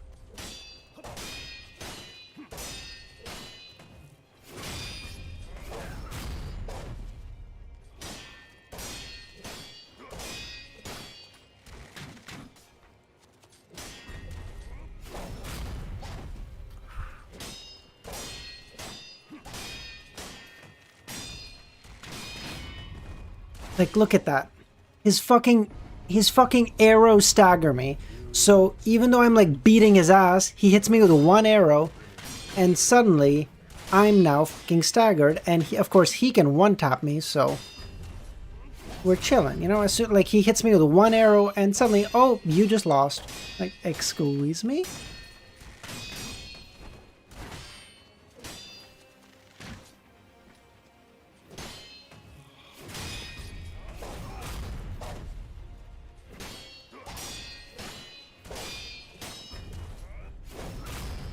Okay, got him down one.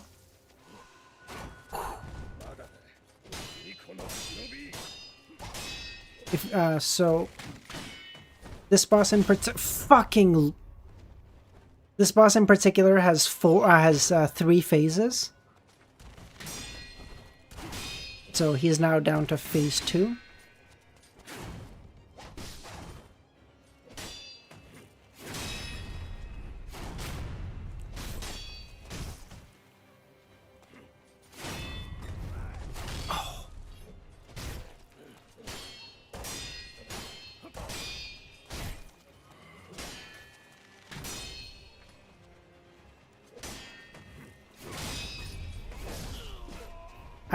I jumped, dude. I jumped. I fucking did. The only way to dodge that attack is to jump, and I did, okay? If you're gonna try to tell me I jumped too late, I'm not gonna fucking believe you, because I didn't, okay? I jumped at the perfect time.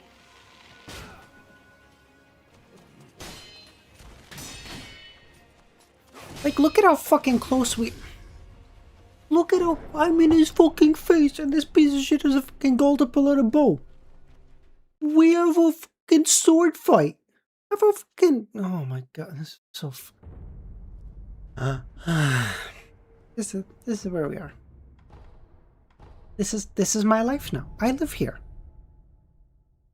And why am I doing this? I don't even need to do this. This is a hard...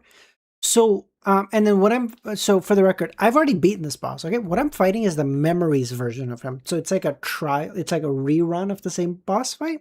And the rerun is way fucking harder because your memory of him is apparently way stronger than he was because he like beat your ass so many times or whatever. And so like how hard he hits me, my stagger meter goes up way fucking harder than if you just normally fight him. Like, all of this is literally just because Ramiro goaded me into this. I don't have to do any of this. I can just move on. I can just move on. I don't have to do this. I don't have to be here. I can fucking...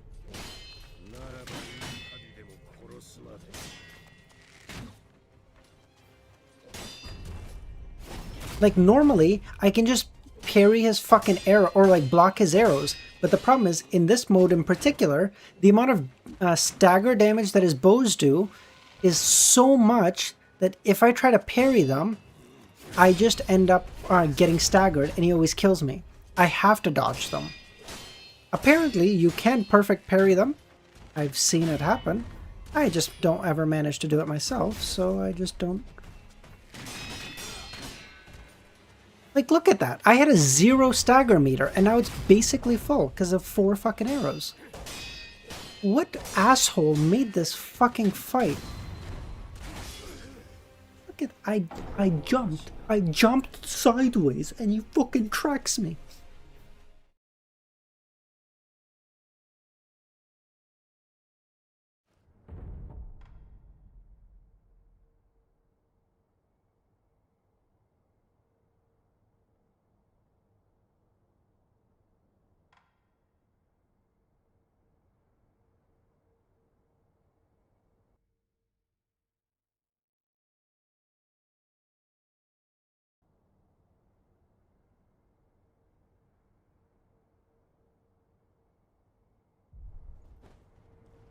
Okay, thanks, Chris.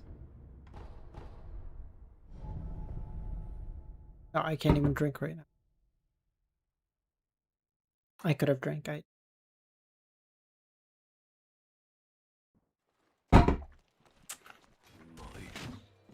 Just enough. Whew.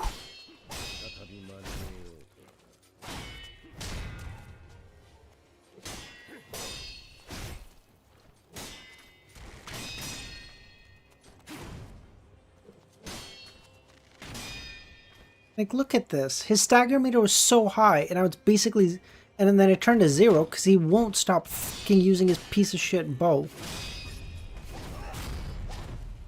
Like, just fight me. Like, if it was just his katana, I can get him in probably, like, 5 hits. And yet... Or 5 runs, I guess. But, no, this piece of shit bow is just, like, the bane of my existence.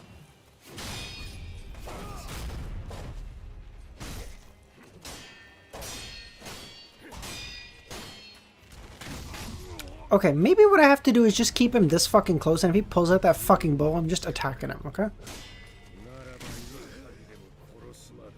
How can he pull out a bow and fucking shoot me faster than I can slice my fucking sword? What is he on? What is he on? Fuck you, Romero, for doing this to me. I want to go home. I don't want to play this game anymore. I was gonna go to bed, and now I'm so on edge, I like couldn't fall asleep if I wanted to.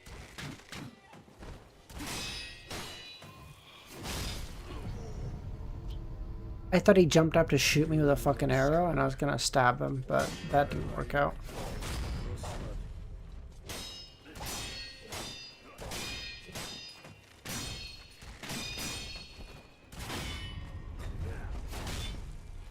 I got so lucky.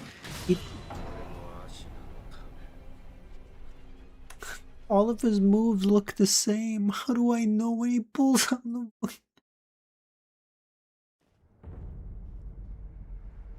Who made this piece of shit mode, bro? Why does it kick me out every time after I lose? Just let me keep trying until I exit. Just keep putting me in this. What do I have to getting reselected every time? Can you tell I've been doing this for a while?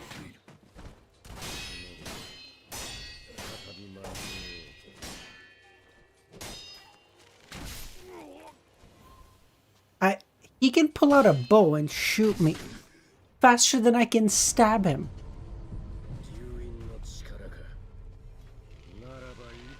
There's no fucking point. Words have no meaning.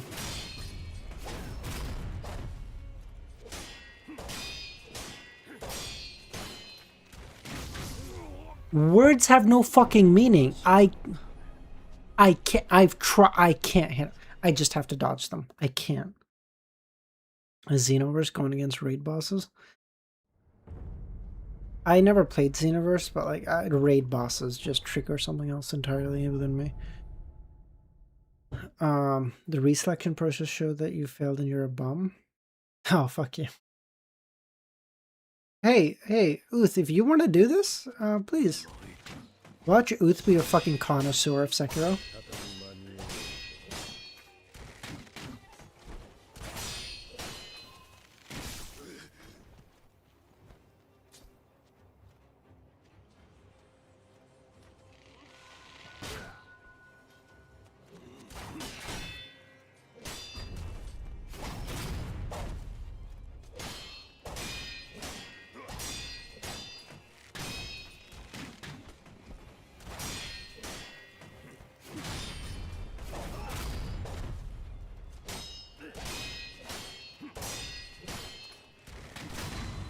Dude, I dodge sideways. I don't know what I'm supposed to do.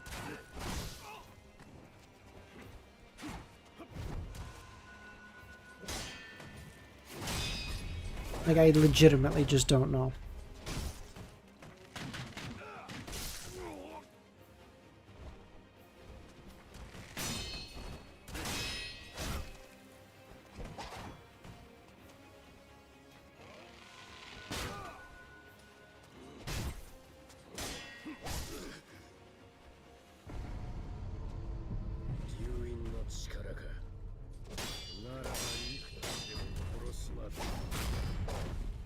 Like, I've gotten him to phase 3 multiple times, and I just... And phase 3 is like some cancerous shit that's more cancerous than this. Imagine. Yeah, of course. I'm not trying to parry, I'm trying to run past him. Of course. Naturally. Why would I be trying to parry when he's doing a fucking parryable fucking attack? Okay. I'm gonna do this for 30 minutes, okay? 30 minutes. Okay, I need to, okay, no, I need some music. Okay, I realized I don't have any music on.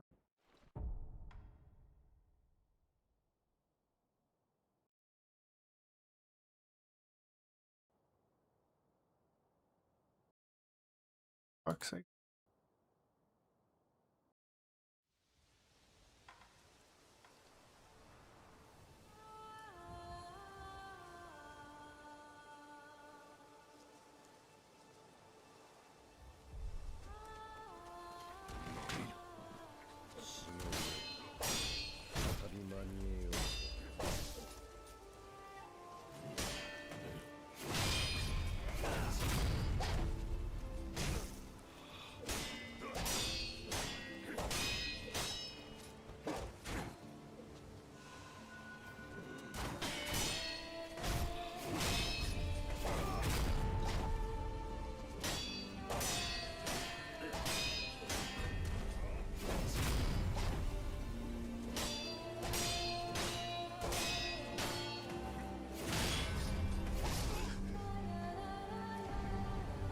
The one attack I can always parry. The one time I can get him down to fucking his second thing. Of course I can't parry it. Why would I?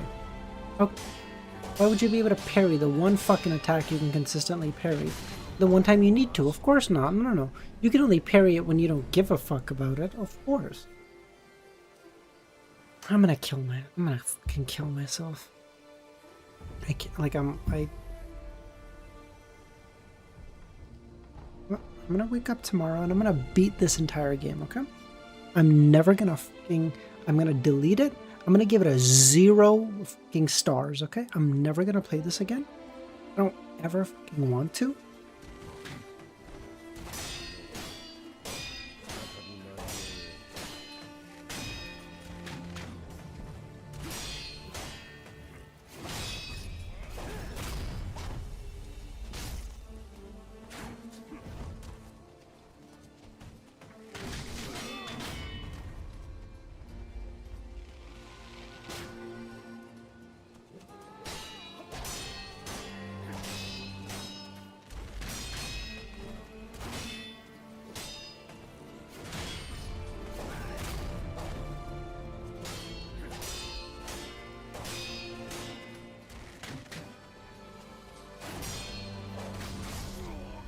Look at this. Bow attack, attack, attack, attack, attack. When am I supposed to attack this motherfucker? His fucking attack string is 7 minutes long.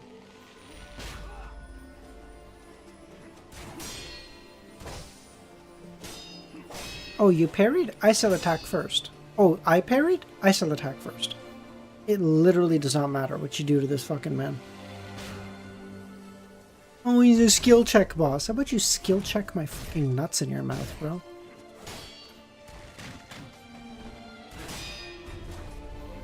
Look at this. Parried before I could even attack him. Goes back to doing unblockable. What is even that?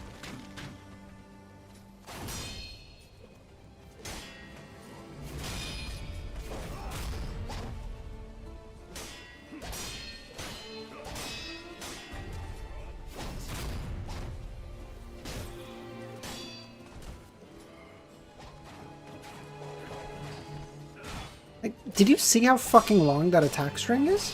What is that? Finally, phase 2. Okay, let's go.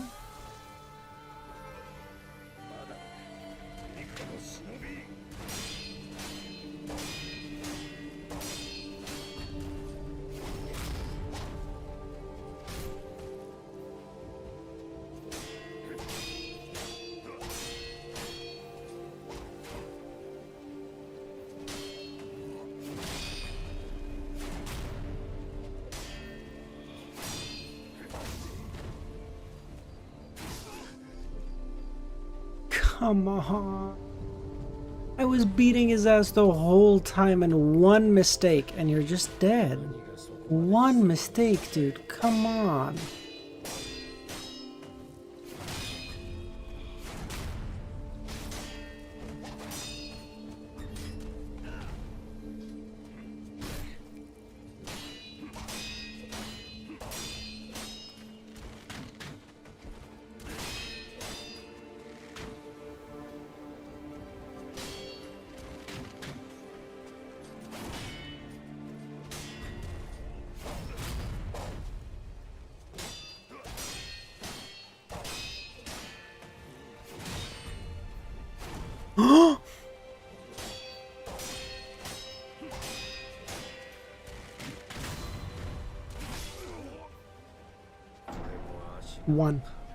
One arrow.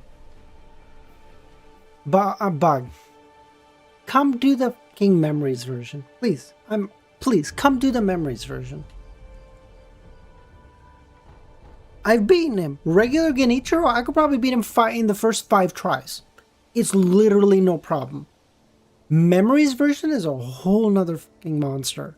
If you try to tell me that, oh, there's a hell version, I'm gonna fucking beat your ass, okay?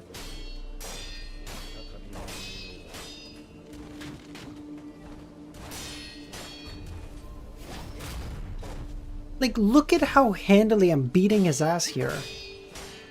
And it's like one mistake. And he's got... one mistake, dead. And his stagger meter's down to 0. Not only do I die, not only did I die, any fucking stagger I built up was gone. One mistake.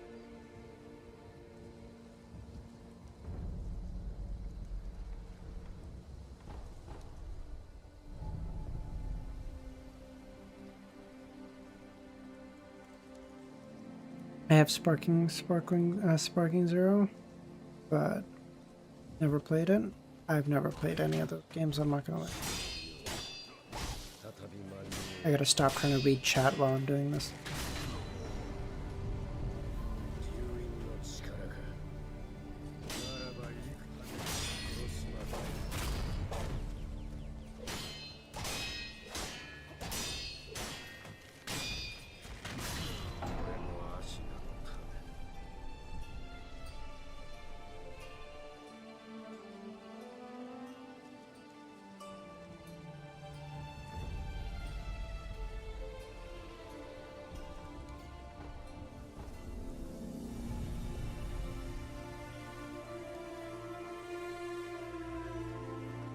There are so many better ways for me to spend my time, you know?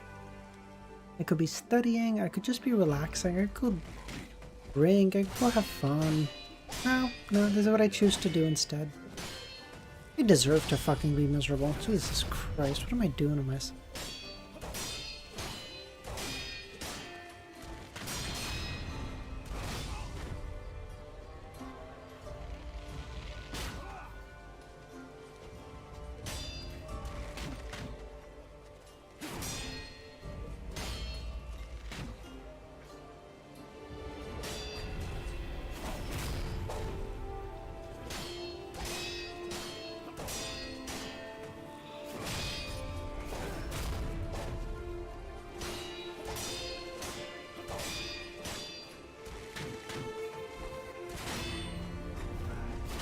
I dodged, I swear to God I did.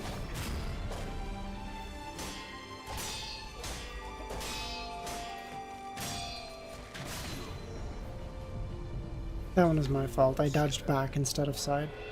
My fault.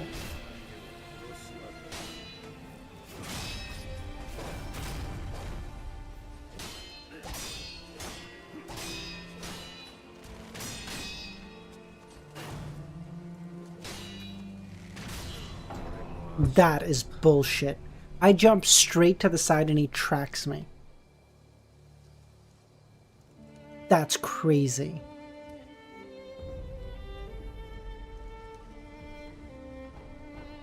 Like, if I jump like diagonally backwards, I get it. Okay, and he hits me, I get it. Listen, I should have jumped to the side. No problem. I jump to the side and he fucking tracks me is bullshit, okay?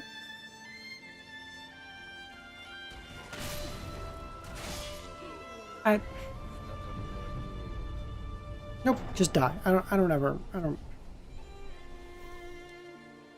What the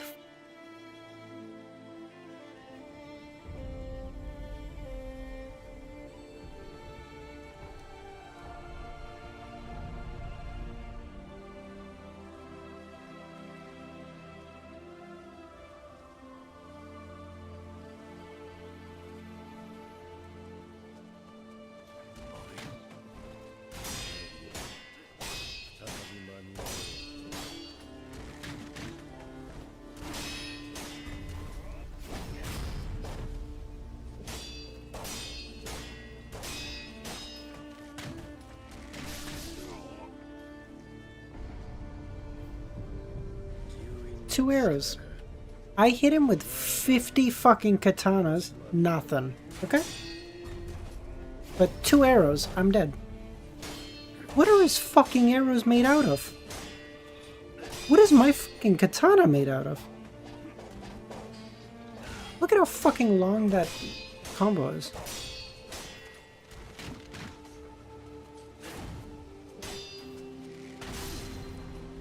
Tracked.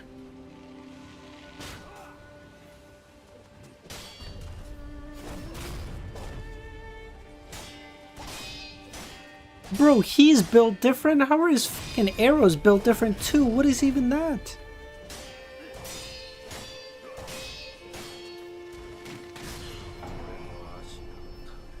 Dodge the first one?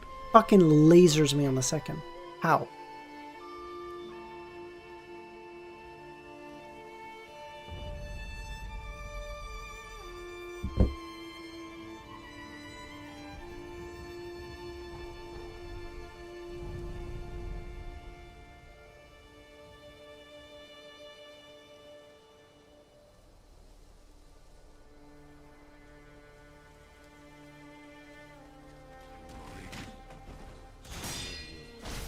The arrows got that dog in him? Is that possible?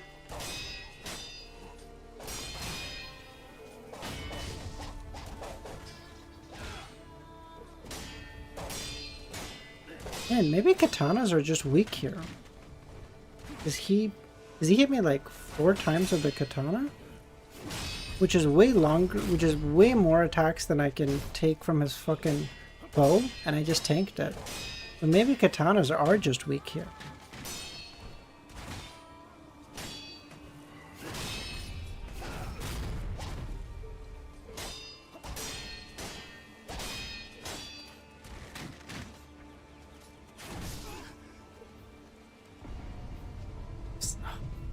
It's like maybe 1 step away and I was going to be out of range. I was like 1 step away and I was going to be out of range. I thought I was out of range. I got a little greedy because I had him, and I thought like, oh, I got him to phase 2, so I didn't. I should have just been a tad bit more careful, and I would have been.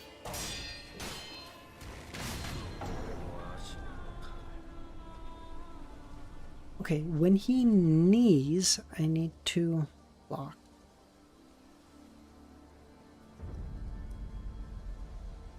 Wait, do I have the ability to deflect midair? Is that possible? Because if so, I can just dodge and then hold thing midair so that if I get hit, I can maybe... Midair deflection. Do have... Okay.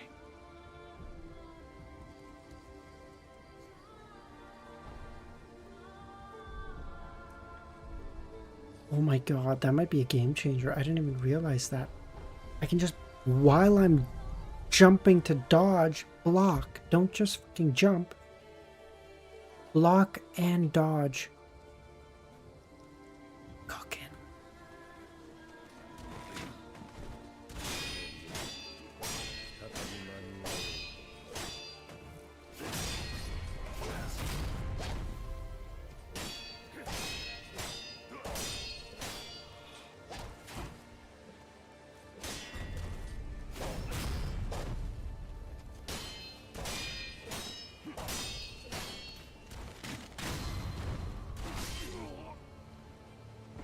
I swear to God. I swear to God, I'm not even lying to you. I did that, okay? Oh, there's like a brief delay in it. I see.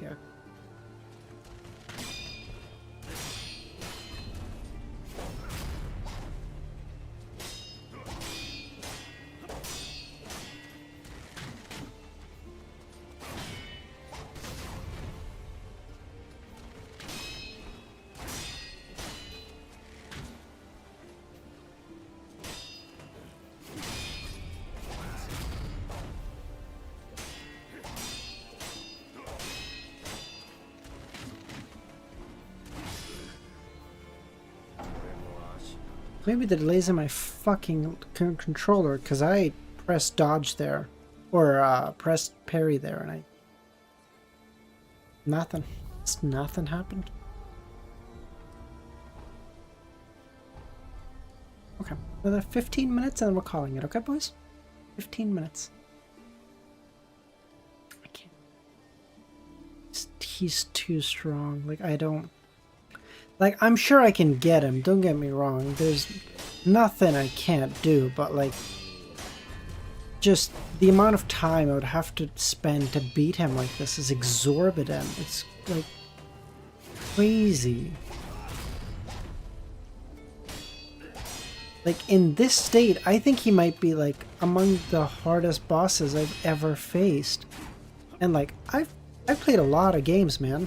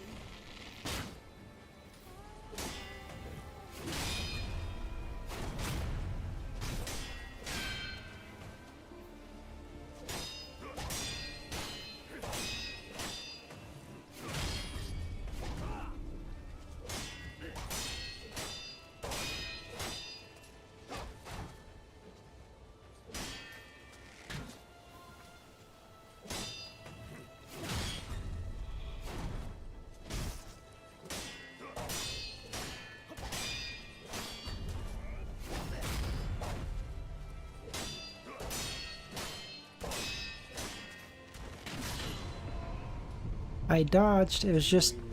He fired sooner than my dodge kicked in. I just, like, I didn't have anything to...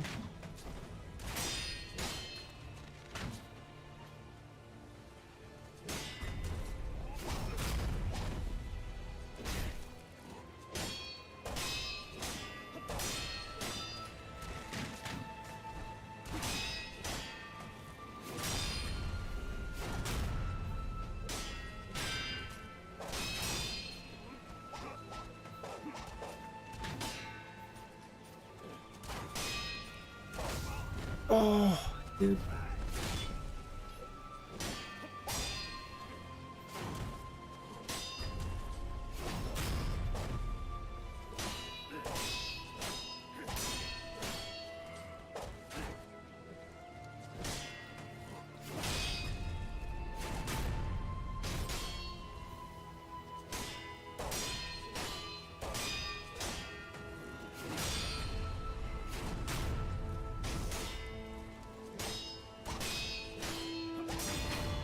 Ah, phase 3. Let's go, baby. Oh, Mickey counter right off the start. Oh no.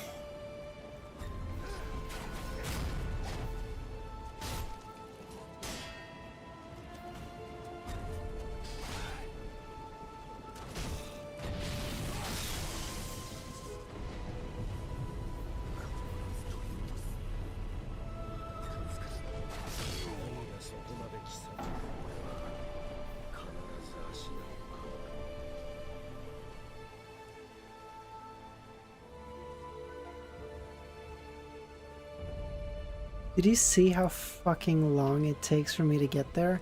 To get fucking obliterate. Like, I don't even have a fucking chance.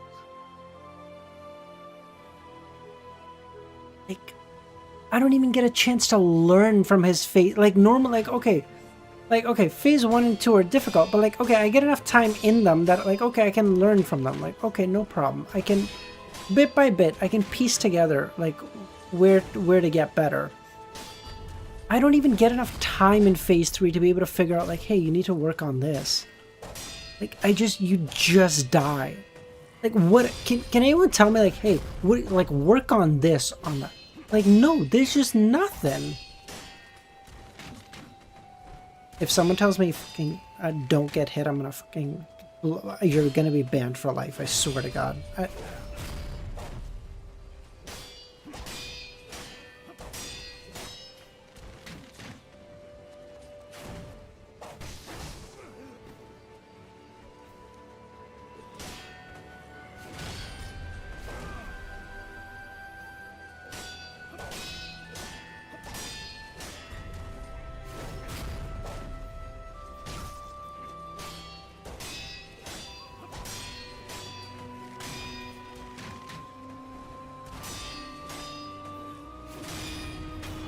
Let's go.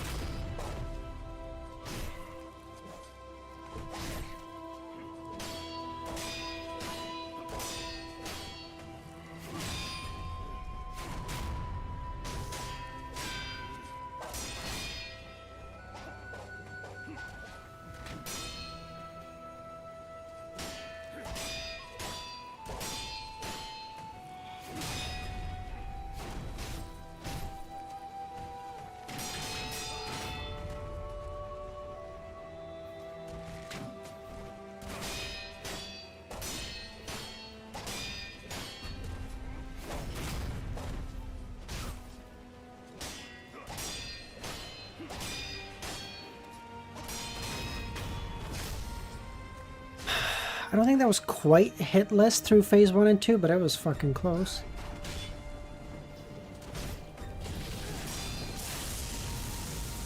Let's go, you fucking bitch.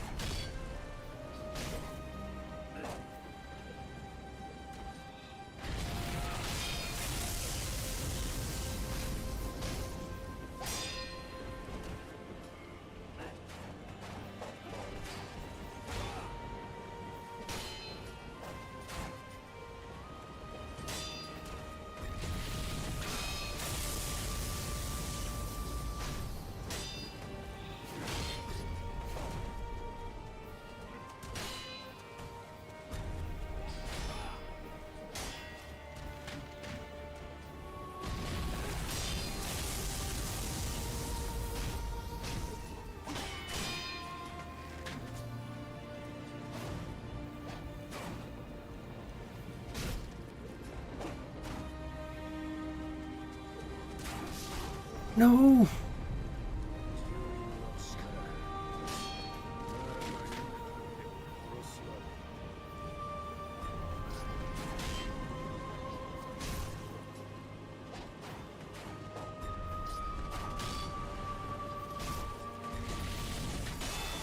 No! Stop, stop, stop, stop, stop, stop. One more fucking lightning hit and you would have died. I was so close, dude. I was so close.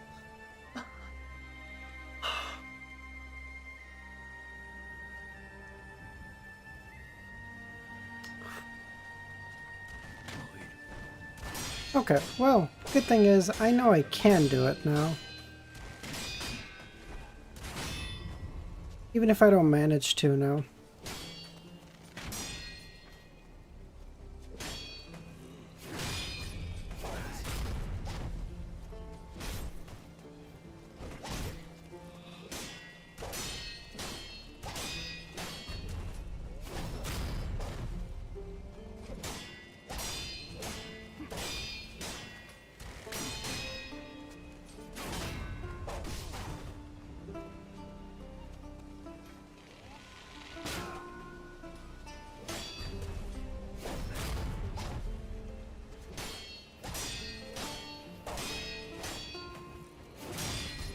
Plastic January, how's it going, man?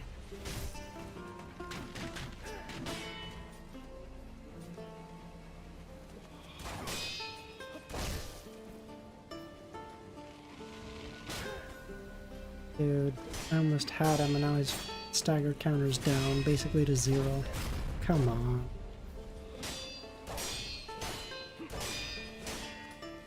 It also just depends how fucking lucky you get in terms of which fucking combos he decides to use.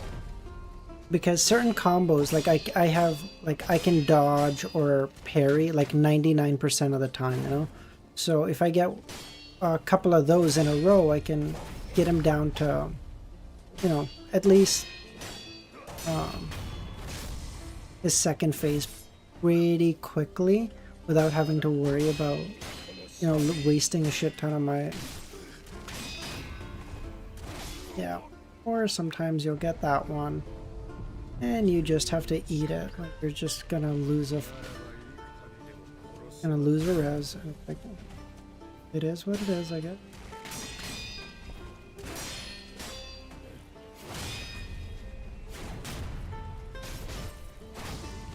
Like, look at that. I just struck him twice and there's nothing. There's no, like, hey, it's gonna take a second to recover from this. Nope. Immediate attack.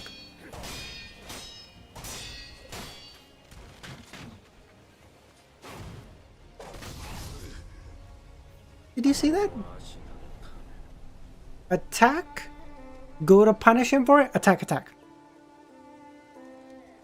His string was like a minute long. Like a sheer minute of just blocking, dodging, blocking, there's nothing to punish. You try to punish anywhere, you're gonna get fucking hit. And even if you do manage to hit him and you trade blows, you hit him for like 1% of his HP and he takes out my whole fucking health bar. Like, what is even the fucking point? Design this fucking memories mode, bro. Oh my god.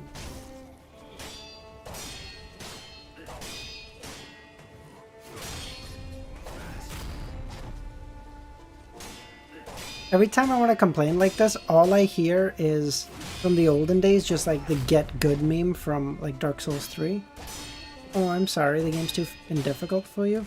Then get good, pussy.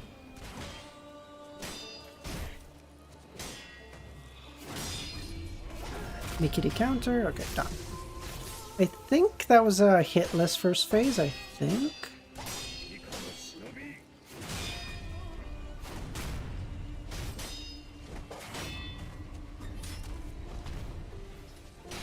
Oh, I got so lucky that he managed to, that he did that instead of anything else. Because there he could have punished the piss out of me because he stagger broke me.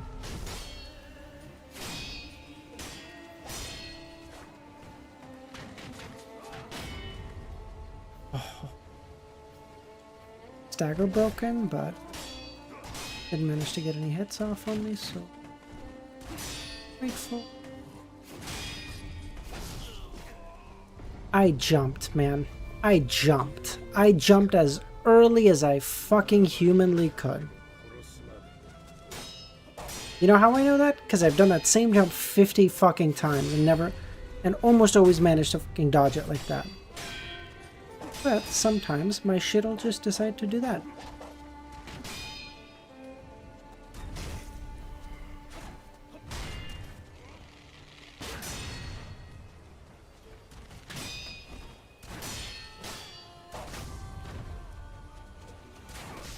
How dare I try to get some distance? How fucking dare I? Alright, that was it. I got really fucking close.